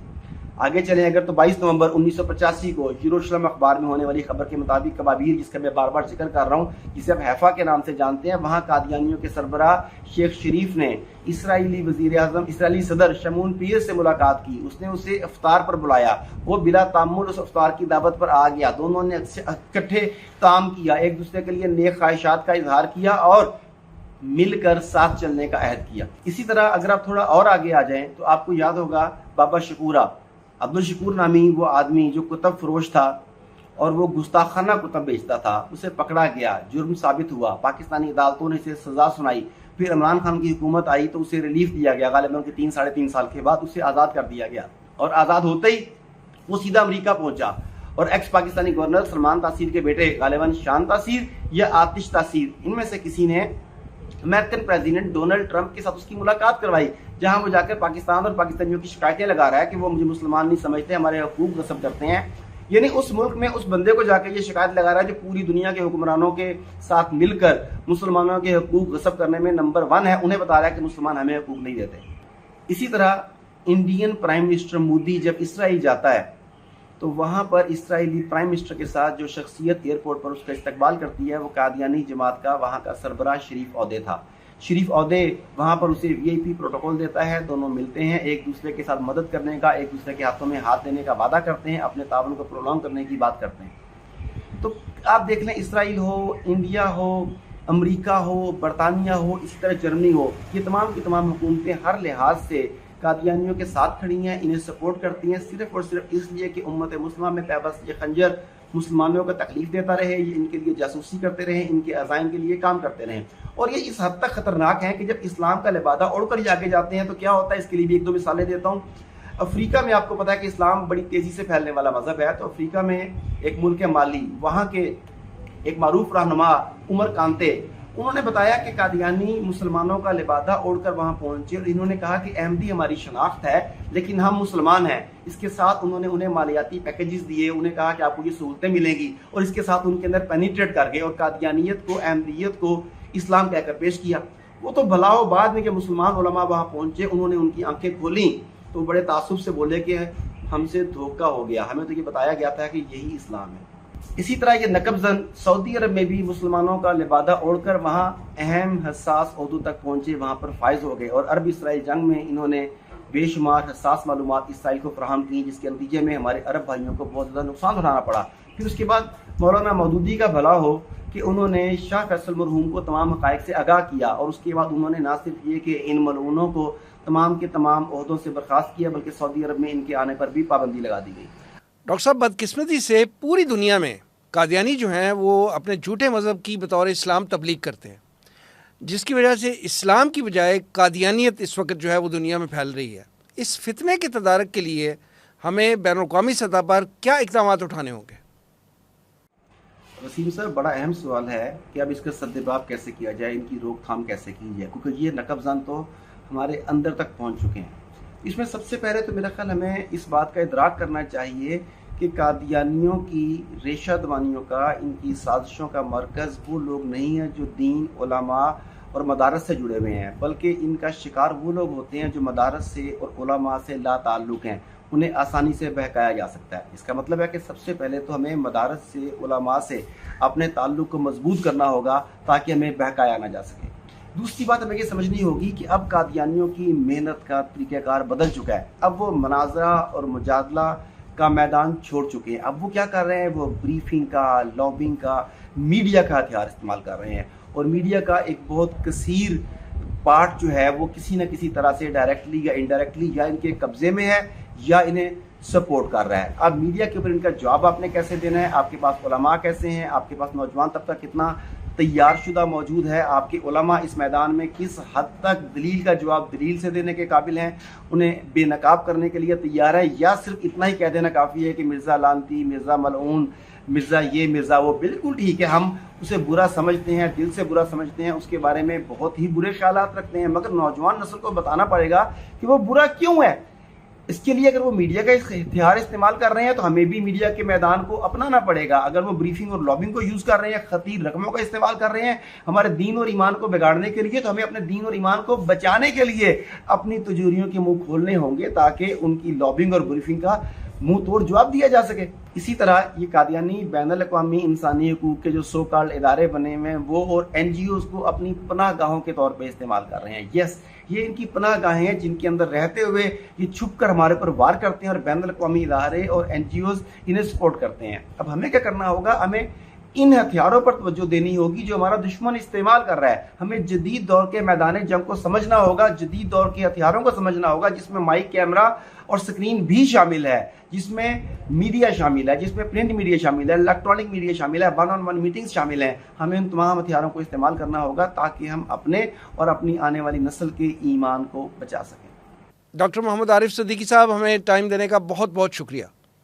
متین صاحب, مرزا غلام احمد قادیانی, اس کے بہت سے دعوے اور پشین گوئیاں اس کی زندگی میں بھی اور اس کی موت کے بعد بھی غلط ثابت ہوئی. ہمیں علمی سے انداز سے یہ بتائیں کہ کیا کسی نبی یا رسول کا دعویٰ یا پشین گوئی غلط ہو سکتی ہے؟ حضرت, اصل بات یہ ہے کہ یہ موضوع بھی ایک مکمل پروگرام چاہتا ہے. کبھی آپ مرزا قادیانی کے کردار پر کبھی یہ کریں. پوری دنیا میں قادیانیوں کو شوق ہے کہ ہم مسلمانوں سے مناظرہ کریں اور ان کو شکست دیں.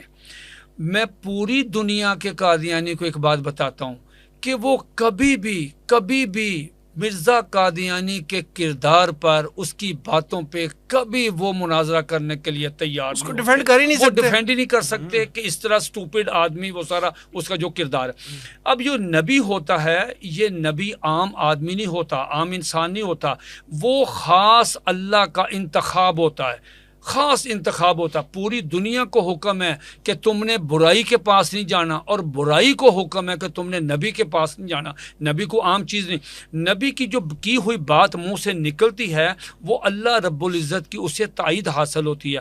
یہ چونکہ جھوٹا تھا، بھروپیا تھا، سٹوپڈ آدمی تھا، نہ شکل نہ عقل، مطلب اسے رات کو وہ غرارہ پہن کے سوتا تھا، افیم کھاتا تھا، پاکستان بننے سے پہلے آن ریکارڈ ہے وہاں سے بھی شراب منگواتا تھا عورتوں کے جھرمٹ میں، مطلب وہ عجیب ایک کردار تھا۔ تو اگر یہ اس دور میں ہوتا، یقین مانے یہ گرفتار ہو جاتا، پاگل خانے داخل ہوتا۔ اب اس کی پیشگوئیاں تو بہت زیادہ ہیں، اب یہ پروگرام متحمل نہیں۔ مثلا اس کی ایک پیشگوئی دیکھیں، اس نے کہا، اب اس کی کتاب ہے تذکرہ، اس نے کہا مجھے اللہ نے وحی کی ہے، یعنی اب اندازہ لگائیں کہ مجھے اللہ نے، اچھا اللہ اس کو وحیاں کر رہا ہے 4-5 زبانوں میں، یعنی نبی کو اسی میں جس میں علاقے میں ہوتے اس میں، اب اس کو عربی میں بھی، فارسی میں بھی، اردو میں بھی، پنجابی میں بھی، انگلش میں بھی، یعنی کہتا مجھے اللہ نے انگلش میں مجھے وحی کیا آئی لو یو، کہتا یہ مجھے پنجابی میں وہی ہے کہ پٹی پٹی گئی، یعنی اس طرح کی سٹوپڈ باتیں۔ اس کی جو پیشگوئیاں ہیں وہ تو بے شمار ہیں۔ اب یہ پروگرام متحمل نہیں ہے، ٹائم تھوڑا۔ اب اس کی ایک اس نے کہا جی مجھے اللہ نے وہی بھیجی ہے، اس نے اللہ نے مجھے کہا کہ اے مرزا یا تو مرے گا مکہ میں یا تو مرے گا مدینہ میں۔ حضرت وہ تو مرنا تو بڑی دور کی بات تھی، وہ تو کبھی گیا ہی نہیں، کبھی ٹریول ہی نہیں کیا، نہ عمرے کا نہ حج کا، کبھی پیسہ بھی تھا، صحت بھی تھی، اور بڑے اس دور کے وہ نسخے کھاتا تھا، وہ دیسی اپنی صحت قائم رکھنے کے لیے، لیکن یہ حج عمرے کے لیے نہیں گیا اس لیے نہیں کہ یار کتے بندے مینوں پھڑکا نہ دیں، ٹھیک ہو گیا، نبی تو ڈرتا نہیں ہے۔ اب حضرت اسے اب ان مرضیوں سے پوچھا کہ بھئی وہ تو کیا وہ وحی آئی ہے تو اس کا بتائیں، کہتے جی اس کا مطلب موت کا معنی ہوتا ہے فتح، تو ان کا مطلب تھا یا مکی فتح ہوگی یا مدنی فتح ہوگی، دنیا کی کسی ڈکشنری میں موت کا معنی فتح نہیں لکھا ہوا۔ ذرا اچھا آگے چلیں، یہ ایک لڑکی تھی، ایک آدمی تھا، اس نے کہا جی یہ میرا کہ زمین کا مسئلہ ہے، آپ کی گواہی آنی، اس سے میں سائن کروانے ہیں۔ اس نے کہا جی میں اللہ سے پوچھ کے بتاؤں گا۔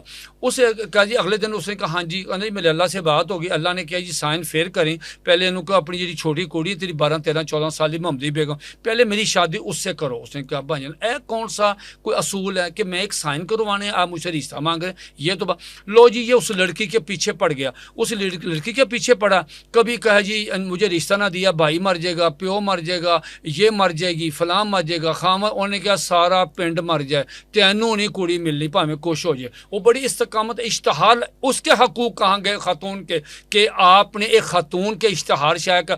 پھر کہا جی مجھے اللہ نے کہا کہ میرا نکاح اس پر آسمانوں پہ ہو گیا، وہ لے گیا کوئی اور بندہ۔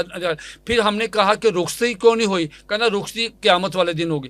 اس کی پیش گوئی کہ مجھے اللہ نے کہا، یہ پیش گوئی ہے، مجھے اللہ نے کہا کہ اے مرزا، عربی میں بکرن و سیبن، اے مرزا تیرے نکاح میں 2 عورتیں آئیں گی، ایک ہوگی کنواری بکرن اور ایک ہوگی سیبن بیوہ۔ ہم قادیانی سے سوال کرتے ہیں کہ جو بیوہ مرزا صاحب کے نکاح میں آئی، اس بیوہ کا یہ مطلب تھا کہ محمدی بیگم کا خامد مر جائے گا یا مروا دوں گا تو وہ میرے نکاح میں، تو بکرن یہ اللہ کی طرف سے منسوب وہی اس نے کی، پیش گوئی کی کہ اللہ نے مجھے، یہ میری پیش گوئی ہے کہ 2 عورتیں نکاح، یا بیوہ یا کنواری آ گئی وہ نصرت بائی۔ اب آپ یہ بتائیں بیوہ، جب ان سے سوال کرتے ہیں یہ بجائے ہمارے سوال کا جواب دینے کے، شرمندہ ہونے کے، یہ آگے سے ابیوز کرتے ہیں، گالیاں دیتے ہیں۔ مولانا ثناء اللہ امرتسری رحمۃ اللہ ان کے خلاف اپنے پرچہ اہل حدیث میں لکھتے تھے۔ جب یہ مرزا تنگ آ گیا، اس نے کہا جی چلیں جی میں پیش گوئی کرتا ہوں کہ تم جو ہو جو جھوٹا ہوگا، ہم دونوں میں سے جھوٹا ہوگا وہ سچے کی زندگی میں مرے گا، اور مرے گا بھی حیضے سے۔ مرزا قادیانی 26 مئی 1908 کو اس پیش گوئی سے تقریباً راؤنڈ اباؤٹ 1 سال بعد وہ حیضے سے مر گیا، ٹھیک ہو گیا. اور مولانا ثناء اللہ امرسی جا کے وہ 1948 میں سرگودا میں ان کی قبر ہے, وہ جا کے فوت ہو. اب یہ پیش گوئیاں کبھی اس کی سچی ثابت ہوئی نہیں ہے. یہ جھوٹا آدمی تھا, بندوں کو ڈراتا تھا, تھریٹ کرتا تھا, ان کو کوئی مالی کوئی پیسے کچھ چیزیں دے کے تاکہ میری پیش گوئی. اللہ رب العزت نے حضور علیہ الصلوۃ والسلام کی عزت و ناموس کے صدقے یہ جو باتیں کرتا رہا, جو پیش گوئیاں کرتا رہا, جو دعوے, اللہ تعالیٰ نے تمام میں اس کو ذلیل و خوار کیا. حسن رانا صاحب یہ بتائیں کہ آپ ماشاءاللہ سوشل میڈیا پہ بہت ایکٹیو ہیں اور کے ٹی وی کے پلیٹ فارم سے قادیانیوں کی سرگرمیوں کا بڑے اچھے انداز میں ریبٹل کر رہے ہیں. یہ بتائیں کہ پاکستان میں بہت سی دینی اور مذہبی جماعتیں جو ہیں ان کو کالعدم قرار دے دیا جاتا ہے. پاکستان میں جماعت الدعویٰ کی تازہ ترین مثال ہم دے سکتے ہیں کہ جماعت الدعویٰ کو کچھ عرصہ پہلے جو ہے وہ اس پہ پابندی لگا دی گئی. لیکن کیا وجہ ہے کہ 50 سال پہلے ہماری پارلیمنٹ نے جس گروہ اور جس جتھے کو غیر مسلم قرار دیا تھا ان کا آج بھی لائیو ٹی وی چینل چل رہا ہے, ان کا جو بینڈ لٹریچر ہے وہ شائع ہو رہا ہے, نہ صرف شائع ہو رہا ہے بلکہ اس کی تبلیغ بھی ہو رہی ہے. تو مطلب یہ جو کام چل رہے ہیں اور ہماری حکومتیں موجود ہیں اور وہ انسانی حقوق کا وہ ویلا بھی کر رہے ہیں کہ جی ہمارے تو انسانی حقوق دبائے جا رہے ہیں, جبکہ یہ میں جو عرض کر رہا ہوں کہ ان کا ٹی وی چینل چل رہے ہیں جی, ان کا بینڈ لٹریچر چھپ رہا ہے. ہماری حکومتیں کیا کر رہی ہیں اور ہم کیا کر رہے ہیں؟ وسیم صاحب کچھ بات تو اس سے پہلے جو میں عرض کر رہا تھا وہ یہ ہے کہ یہ سوال یہ پیدا ہوتا ہے کہ یہ جب سب چیزوں پہ پابندیاں ہیں تو وہ یہ کیوں ہو رہا ہے. تو بڑا یہ ایک سوچنے کا پوائنٹ ہے اور بڑا ضروری ہے. دیکھیں یہ ہو رہا ہے ڈیپ پاکٹس کی وجہ سے. اب وہ ڈیپ پاکٹس کیا ہیں یہ ہمیں سمجھنا پڑے گا. دیکھیں ایک ہے قادیانی اور ایک ہے قادیانی سہولت کار. ٹھیک ہے, ہمارے ایک پروگرام میں پہلے بھی آپ نے مجھ سے شاید سوال کیا تھا کہ یہ قادیانی سہولت کار آپ کس کو کہہ رہے ہیں. دیکھیں قادیانی تو سب کو سمجھ آ گئی کہ کون ہے. اب قادیانی سہولت کار کون ہے؟ قادیانی سہولت کار وہ ہیں جنہوں نے بیرونی ممالک سے ویزے لینے ہوتے ہیں, ان کے بچے وہاں پر پڑھ رہے ہیں, ان کے انٹرسٹ سب کے وہیں ہیں. جو یہاں سے جس کو کہتے ہیں نا نوکری سے فارغ ہونے کے بعد سرکاری, جس نے اپنی پوری زندگی باہر گزارنی ہوتی ہے, جس کا یہاں انٹرسٹ ہے ہی کوئی نہیں پاکستان میں. تو جیسے میں آپ کو واپس لے کے جاؤں گا کہ پاکستان کو جب امریکی معاہدوں میں جکڑا گیا ظفر اللہ قادیانی نے, تو وہ کیوں جکڑا؟ اس میں ریسرچ پیپر میں جو ہے جو طلبی سے شائع ہوا اس میں کیا لکھا ہوا کہ چونکہ گورنمنٹ کے اندر جو لوگ تھے وہ ان کو امریکی انٹرسٹ جو تھے وہ زیادہ منظور تھے. بات سمجھ رہے ہیں؟ جی. ٹھیک ہے. تو آج بھی وہ لوگ جن کو کہ یورپی, امریکی یا دیگر ممالک کے انٹرسٹ کا فائدہ ہے, ان کے مفادات کا وہ تحفظ کر رہے ہیں پاکستان میں رہتے ہوئے. یہ وہی لوگ ہیں جو قادیانیوں کے لیے بھی تحفظ کا کام کر رہے ہیں. اور بدقسمتی سے مسلمان زیادہ ہیں لیکن قادیانی کم ہیں. لیکن قادیانی سہولت کار قادیانیوں سے بھی زیادہ ہیں, صرف دنیاوی لالچ کے لیے, صرف دنیاوی لالچ کے لیے اور کوئی نہیں ہے. ورنہ آپ یہ دیکھیں کہ گورنمنٹ اگر یہ چاہے, دیکھیں گورنمنٹ اگر دیکھیں نا کہ آپ اگر ایکس کو بند کرنا چاہتی ہے تو ہو جاتا ہے, سلو ڈاؤن کرنا چاہتی ہے تو ہو جاتا ہے. کتنی آسان سی چیز ہے. پچھلے کافی عرصے سے ہم یہ کہتے آ رہے ہیں کہ سارا کچھ کیا جائے فائر وال کا. میں نے اپنی بک لکھی, بک کے اندر میں بک سے پہلے پچھلے 3 سال سے میں پریزنٹیشن دے رہا ہوں میڈیا وارفیئر کے اوپر. اس پہ میں نے کہا کہ پاکستان میں فائر وال لگائی جائے. میں خود حامی ہوں اس کا, لیکن وہ 3 سالوں میں ہم نے تو نہیں دیکھا. اور ہم یہ کہہ رہے تھے کہ جو توہین امیز مواد چھپ رہا ہے سوشل میڈیا پہ آ رہا ہے اس کو ختم کرنے کے لیے, کاؤنٹر کرنے کے لیے لگائی جائے. نہیں کیا گیا.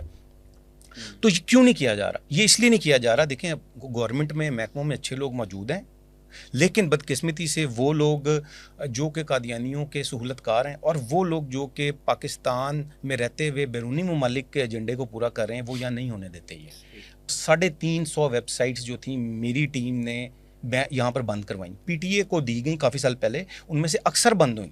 ٹھیک ہے, لیکن پھر کھل گئیں. کئی قادیانیوں کے چینلز ہیں جو کہ دیے گئے ہیں اور وہ میں اپریشیٹ کروں گا پی ٹی اے نے بند کیے ہیں اور آج کل بھی ایکٹیو ہے پی ٹی اے. ٹھیک ہے, لیکن ہم یہ کہتے ہیں کہ دیکھیں کہ آپ کو سرویلنس خود کرنی پڑے گی. ہم پکڑ کر نہیں دے سکتے نا. دیکھیں ہمارا نظام نہیں ہے, نہیں آپ کا کام ہے. مثلاً کہ تو وہی والی بات ہے کہ چور پکڑ کے ہم پولیس کو دینا شروع کر دیں. بھئی آپ کا کام ہے, یہ ہمارا کام نہیں ہے. یہ آپ ٹیمز تشکیل دیں, آپ سافٹ ویئر ایسے بنائیں, آپ ٹیکنالوجی کا استعمال کریں اور ان ویب سائٹس کو اور چیزوں کو بند کریں. جب آپ مذہبی جماعتوں پہ پابندی لگا سکتے ہیں, سوشل میڈیا کے اکاؤنٹس کو آپ جو ہے وہ سلو ڈاؤن کر سکتے ہیں, فائر وال کے ذریعے پورے ملک میں انٹرنیٹ کی جو صورت حال ہے اس کا کیا حالات ہیں سب کے سامنے کر سکتے ہیں. تو قادیانیوں کی ویب سائٹ اور ٹی وی چینلز جو یوٹیوب کے اوپر لائیو چل رہے ہیں, اسلام دشمن سرگرمیوں کو کیوں نہیں اس کو مانیٹر کر رہے, اس کو بند کیوں نہیں کر رہے؟ تو ترجیحات, پریورٹیز کا فرق ہے. بالکل ترجیحات کا تعین کا ہونا چاہیے. اور سیکنڈ نمبر کے اوپر جو یہاں پر وہ لوگ, پھر میں یہ کہوں گا ان کی نشاندہی ہونی چاہیے دیکھیں ان کی نشاندہی جب تک نہیں ہوگی ہم مسلسل تھریٹ کا شکار رہیں گے. وہ لوگ جو کہ قادیانیوں کے سہولت کار ہیں وہ چینلز بھی یہاں پر چلنے دے رہے ہیں, وہ یہاں پہ لٹریچر بھی تقسیم ہونے دے رہے ہیں, وہ اوپر نیچے سے فون بھی کر دیتے ہیں کہ قادیانیوں کو اگر پرچہ اور ہوتا ہے قادیانیوں کی غیر قانونی سرگرمیوں پہ وہی انفلوئنس کرتے ہیں. تو اس طبقے کا تعین ہونا چاہیے, شناخت ہونی چاہیے اور ان کو بھی سامنے لانا چاہیے. اور میں آپ کو ایک اور بات بتا دوں, اور انشاءاللہ ہوگا اب کیونکہ یہ ہوگا اور یہ ٹائم ضرور لگے گا اس کو, لیکن یہ اب ہوگا. اب وقت وہ نہیں ہے کہ اب قادیانی اسٹیبلشمنٹ یا قادیانی لابیز جو ہیں وہ یہاں پر ہمارے پہ مسلط کی جائیں. مشرف کا دور نہیں ہے اور یہ وہ دور نہیں ہے الحمدللہ. اب یہاں پر سوشل میڈیا کے ذریعے آگے بھی پھیل چکی ہے مسلمانوں کے اندر. اگر کوئی اس ایجنڈے کو آگے لے کے جانا چاہے گا تو مبارک ثانی قادیانی والا جو کیس ہے وہ ایک مثال ہے. ہاں جی, اسی طرح ذل و رسوا ہوگا جیسے میں حسن بھائی کی بات کو آگے بڑھاتے ہوئے کہ آپ کے یہاں اس آپ کی وسادت سے آپ کے پلیٹ فارم سے بہت خوبصورت بڑے علمی تحقیقی 2 3 4 ہم نے پروگرام کیے, اپنا حصہ ڈالا مبارک ثانی والے کیس میں. اللہ تعالیٰ نے بڑی فتح. دیکھیں اس میں میں جناب آپ کے پروگرام کی وساطت سے ہم ان کی مخالفت کی ان پروگراموں میں کی, یا جو آئینی قانونی ہمارا ہم نے ان کی نہیں کی, ہم نے ججمنٹ کی. اب جناب جسٹس صاحب نے ایک محسوس کیا کہ بھی مجھ سے ایک ٹیکنیکل کو غلطی ہوئی ہے, یہ ایسے نہیں ایسے ہونا چاہیے تھا. اس کے بعد انہوں نے علماء کرام کی یہ 22 اگست کو رائے لی, رہنمائی لی, اور فیصلہ جو متنازع اس میں تھی وہ واپس ہو گیا. اب یہ جو ججمنٹ ابھی دی ہے تو میں ان پہ مبارکباد پیش کرتا ہوں چیف جسٹس صاحب کو, ان کے دیگر جو 2 جج صاحبان ہیں.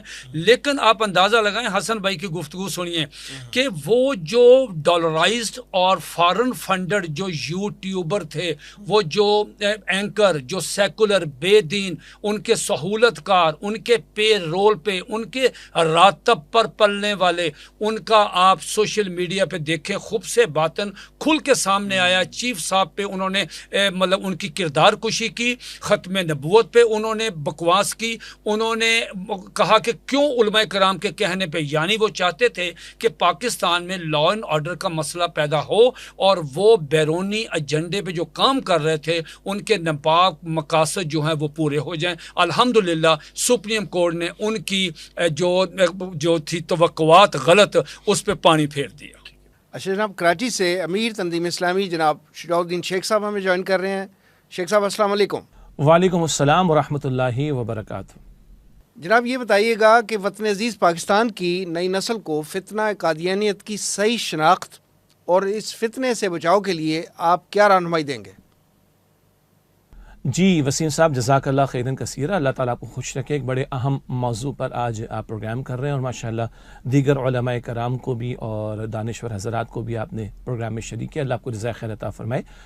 جہاں تک آپ کے سوال کا تعلق ہے کہ ہماری نوجوان نسل کو کس طرح آگاہی دی جا سکتی ہے فتنہ قادیانیت کے بارے میں اور ان کے بچاؤ کے حوالے سے, اس فتنے سے بچاؤ کے حوالے سے ان کے لیے کیا رہنمائی ہو سکتی ہے. پہلی بات تو یہ کہ ہمارے ہاں الحمدللہ علماء کرام نے اس معاملے پر بڑا کام کیا ہے, اور جب ختم نبوت کی تحریک چلی ہے اور بالخصوص 1974 میں جو بڑا فیصلہ آیا ہے اور قادیانیوں کو قانونی سطح پر غیر مسلم قرار دیا گیا تھا, اس دور میں بھی علماء کرام نے بھی بڑی محنتیں کی تھیں. اللہ تعالیٰ ان سب کو جو مرحومین ہیں جزائے خیر عطا فرمائے. جہاں تک رہنمائی کا تعلق ہے, میں چند کتابوں کے حوالے چاہتا ہوں کہ یہاں پر ہمارے ناظرین کے بھی فائدہ مند رہیں گے اور نوجوانوں کے لیے بھی.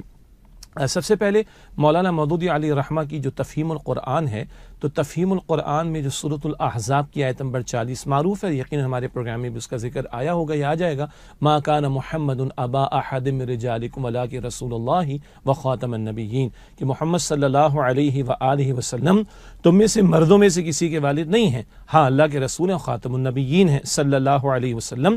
یہ سورۃ الاحزاب آیت نمبر 40 ہے. اس آیت کے ذیل میں اور پھر اس کے ساتھ ایک ضمیمہ ہے جو مولانا مودودی علیہ رحمہ کی تفہیم القرآن میں موجود ہے, اس کا مطالعہ میں سمجھتا ہوں کہ مفید رہے گا. یہ بھی ہمارے ناظرین کے دلچسپی کے لیے میں عرض کر دوں کہ مولانا مودودی علیہ رحمہ کی جو تفہیم القرآن ہے, اب وہ آڈیو وائس اوور بھی ہو چکی ہے اور وہ سوشل میڈیا پہ انٹرنیٹ پہ سرچ کریں گے تو انشاءاللہ ان کو مل جائے گی. نمبر 2, مفتی شفیع صاحب رحمۃ اللہ علیہ نے کتاب مرتب فرمائی اور ختم نبوت کے تعلق سے, اور اس میں انہوں نے یہ ذکر فرمایا کہ صرف ایک آیت نہیں ہے قرآن حکیم میں کہ جہاں ختم نبوت کا تذکرہ ملتا ہو، کم و بیش 100 کے قریب آیات ہیں کہ جن میں ختم نبوت کے عقیدے کے تعلق سے تذکرہ قرآن پاک میں ملتا ہے. تو مفتی شفیع صاحب رحمۃ اللہ علیہ کی کتاب کا مطالعہ بھی مفید رہے گا. ایک پہلو جس کو ہمارے استاد محترم بانی تنظیم ڈاکٹر اسرار صاحب رحمۃ اللہ علیہ نے واضح فرمایا کہ ذرا منطقی اور عقلی دلائل کا تذکرہ بھی کرتے ہوئے کہ کیوں رسول اللہ علیہ الصلوۃ والسلام آخری رسول ہیں، کیوں آخری کتاب آپ کو عطا کی گئی قرآن حکیم، پہلے کیوں نہیں عطا کی گئی، پہلے کسی رسول کو خاتم الانبیاء کیوں نہیں قرار دیا گیا. اس پر انہوں نے کئی مقامات پر مختلف پیرایوں میں کلام کیا. البتہ ایک کتابچہ ہے نبی اکرم صلی اللہ علیہ وسلم کا مقصد بعثت، اگر اس کا ہمارے نوجوان ساتھی مطالعہ کر لیں تو انشاءاللہ بہت فائدہ ہوگا کہ ایک ذرا اطمینان، ہمارا تو ایمان ہے ختم نبوت کے عقیدے پر، مگر ایک اطمینان اور بڑھ جائے گا. کیوں حضور آخری رسول ہیں، کیوں قرآن آپ کو عطا کیا گیا، اور کیوں دین کی تکمیل آپ پر کی گئی صلی اللہ علیہ وسلم. اس کتابچے کا مطالعہ بھی نوجوانوں کے لیے مفید رہے گا انشاءاللہ تعالی. نمبر 4 میں ریکمنڈ کرنا چاہوں گا جو 1974 کی کارروائی ہوئی تھی، قومی اسمبلی کا معاملہ، پھر عدالتی کارروائی کا معاملہ، اور پھر قادیانیوں کو غیر مسلم قرار دیا جانا، وہ ساری کارروائی 16-17 دن کی وہ ریکارڈ پر موجود ہے. تھوڑا سا وقت لگے گا اس کو پڑھنے میں، مگر وہ بڑی قیمتی کارروائی ہے جو کہ صفحہ کرتاس پر یعنی پرنٹ فارم کے اندر اویلیبل ہے. تو وہ عالمی جو ختم نبوت کے تحفظ کرنے والے حضرات ہیں، ہمارے عالمی مجلس تحفظ ختم نبوت، ان حضرات نے اس کو تیار کیا. مولانا اللہ وسائع صاحب نے اس کو مرتب فرمایا. وہ کارروائی بھی پڑھنے سے تعلق رکھتی ہے.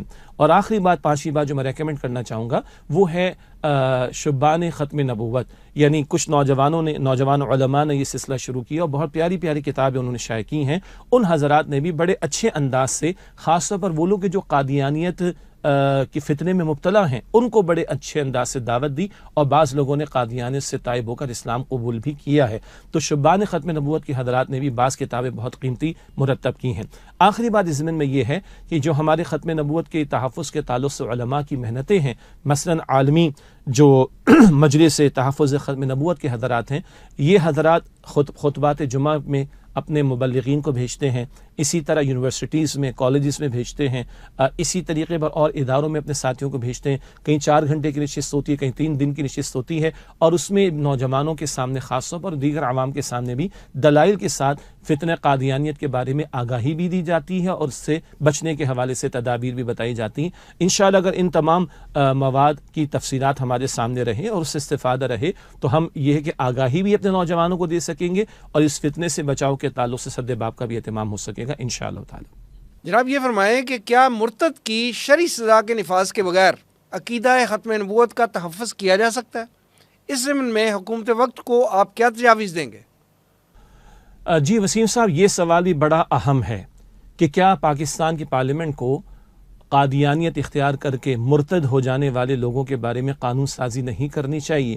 یہی وہ نقطہ تھا جس کو ہمارے استاد محترم بانی تنظیم اسلامی ڈاکٹر اسرار صاحب رحمۃ اللہ علیہ بڑی شد و مت کے ساتھ بیان فرماتے تھے کہ بالکل ذوالفقار علی بھٹو صاحب کے ذمے یہ معاملہ ہوا اور اللہ تعالیٰ نے ان سے کام لے لیا، اور علماء کی محنتیں، عوام کی قربانیاں بھی تھیں کہ قادیانیوں کو غیر مسلم قرار دیا گیا.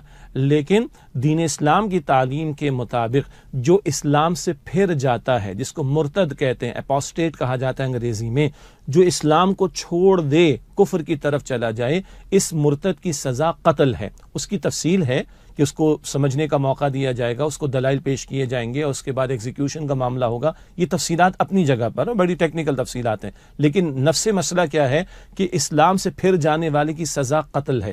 تو ڈاکٹر اسرار صاحب رحمۃ اللہ علیہ اس بات کو بڑی شد و مت کے ساتھ بیان کرتے تھے کہ یہ کام تو ہوا کہ ان کو ہم نے غیر مسلم قرار دے دیا، لیکن یہ کہ مرتد کی سزا قتل ہوگی یہ ہم نے کام نہیں کیا. یہ وجہ ہے کہ 1974 سے آج ہم 2024 50 سال ہو گئے، مگر یہ فتنہ بڑھتا جاتا ہے، پھیلتا جاتا ہے، کاروائیاں چلتی رہتی ہیں، لوگ قادیانیت کی طرف جا رہے ہوتے ہیں. اس کے روکنے کا ذریعہ یہی ہے کہ یہ اعلان ہو، قانونی سطح پر قانون بنایا جائے کہ جو اسلام کو چھوڑ کر کفر کی طرف جائے گا اس کی سزا قتل ہوگی. اس مسئلے کو ایک اور انداز سے سمجھیے.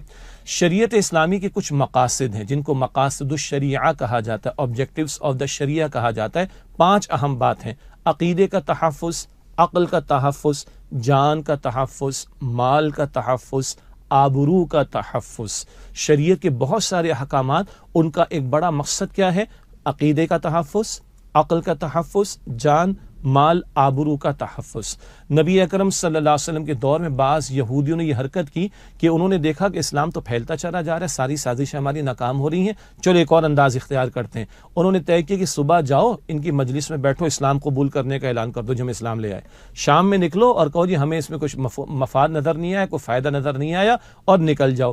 یہ نکل جانا کیوں تھا کہ جو آلریڈی اسلام قبول کیے بیٹھے ان کی دماغوں میں شبہات پیدا کیے جائیں کہ آئے تو ہوتے بڑا سوچ سمجھ کر, شام میں واپس جا رہے تو لگ رہا ہے کچھ مسئلہ ہے تبھی تو یہ واپس گئے, ورنہ قبول تو انہوں نے کیا تھا بڑے شعوری طور پر. یہ شعوری طور پر قبول نہیں کیا تھا, شعوری طور پر یہ نفاق کی روش تھی. بہرحال تو ان لوگوں کی حرکت تھی, اور اس طرح کی حرکت کا نتیجہ کیا ہو سکتا ہے یا نکلتا ہے یا مقصد کیا ہوتا ہے کہ جو اسلام قبول کیے بیٹھے ان کے ذہنوں میں شبہات پیدا کیے جائیں. اس کا راستہ روکنے کے لیے شریعت نے مرتد کی سزا قتل قرار دی ہے تاکہ لوگ کھلواڑ نہ کریں دین کے ساتھ, اور جو دین اسلام قبول کیے بیٹھے ان کے دماغوں میں شبہات پیدا کر کے ان کو دین سے دور کرنے کی کوشش نہ کرے. اس وجہ سے ذہن میں رکھیں مرتد کی سزا قتل ہے. پھر ایک تفصیل طلب معاملہ ہے کہ ایک تو جو برسوں سے چلے آ رہے ہیں یعنی قادیانی ہوئے اصلاً اس مرزا کو مان کر, اور اس کے بعد اگلی نسل اور اگلی نسل, ان کے بارے میں مفسرین کی اور علماء کی بلکہ فقہا کی آراء لینی چاہیے. یہ ایک نقطہ ہے. البتہ یہ تو قانون بنا لیا جائے اب کوئی اسلام سے پھرے گا, قادیانیت اختیار کرے گا, یہ اسلامی ریاست مسلم ریاست ہے, یہاں کوئی قادیانیت اختیار کرے گا, یہ اسلام سے پھرے گا, اس کی سزا قتل ہوگی. دنیا بڑا چیخے گی چلائے گی صاحب یہ کیا ہے, اس کو آزادی ہونی چاہیے. تو کسی ملک میں یہ آزادی نہیں ہوتی کہ اس کے کانسٹیٹیوشن کے خلاف آپ جائیں. مملکت خداداد پاکستان ہو یا کوئی اسلامی ریاست اگر ہوگی تو اس کا قانون کتاب و سنت ہوگا. کتاب و سنت سے پھر جانا یہ کانسٹیٹیوشن سے پھر جانا ہے, اور اس کی سزا قتل ہوگی. دنیا میں ہر ملک کے اندر طے شدہ بات ہوا کرتی ہے, آئین کا غدار اس کی سزا قتل ہوا کرتی ہے. اس مسئلے کو سمجھنے کی ضرورت ہے. تو جی ہاں قانون سازی ہونی چاہیے کہ جو اسلام سے پھرے گا, جو ارتداد اختیار کرے گا, جو مرتد ہوگا, جو اپوسٹیٹ بنے گا, اس کی سزا قتل ہے. اور پھر اس کے نفاذ کا معاملہ یہ اگلا مرحلہ ہوگا. اس طرح ہم لوگوں کا وہ جو شر انگیز قسم کے لوگ ہیں, شر پھیلانے والے, ان کا راستہ روک کر مسلمانوں کے عقیدے کی حفاظت کر سکیں گے. سب سے آخری بات یہ ہے کہ قادیانیوں کے بارے میں دیگر اعتبارات سے امتناع قادیانیت آرڈیننس موجود ہے. اسی طرح کوئی گستاخی کرے نبی علیہ السلام کی شان میں یا قرآن کریم میں تحریف کا معاملہ کرے تو اور شقات موجود ہیں, 295 اور اس کی ذیلی آرٹیکلز موجود ہیں. عمل درآمد نہیں ہوتا نا, اس سے فتنہ بڑھتا چلا جا رہا ہے. تو قانون بننا ایک بات ہے اور قانون کا نفاذ دوسری بات ہے. اس پر بھی توجہ دینے کی ضرورت ہے. جزاک اللہ خیرا کثیرا. شجاع الدین شیخ صاحب, ہمیں وقت دینے کا بہت بہت شکریہ. اسٹوڈیو میں موجود ہمارے متین خالد صاحب, ڈاکٹر حسن رانا صاحب اور رضا الحق صاحب, آپ سب حضرات کا بہت بہت شکریہ. ناظرین, یہ تھا آج کا پروگرام. آج کے لیے اتنا ہی. ہمارے تمام سوشل میڈیا پیجز پر اس پروگرام کا فیڈ بیک ضرور دیجیے گا. آپ ہمیں ای میل بھی کر سکتے ہیں. ہمارا ایڈریس ہے media@tanzeem.org. اگلے پروگرام تک کے لیے وسیم احمد کو اجازت دیجیے. اللہ نگہبان.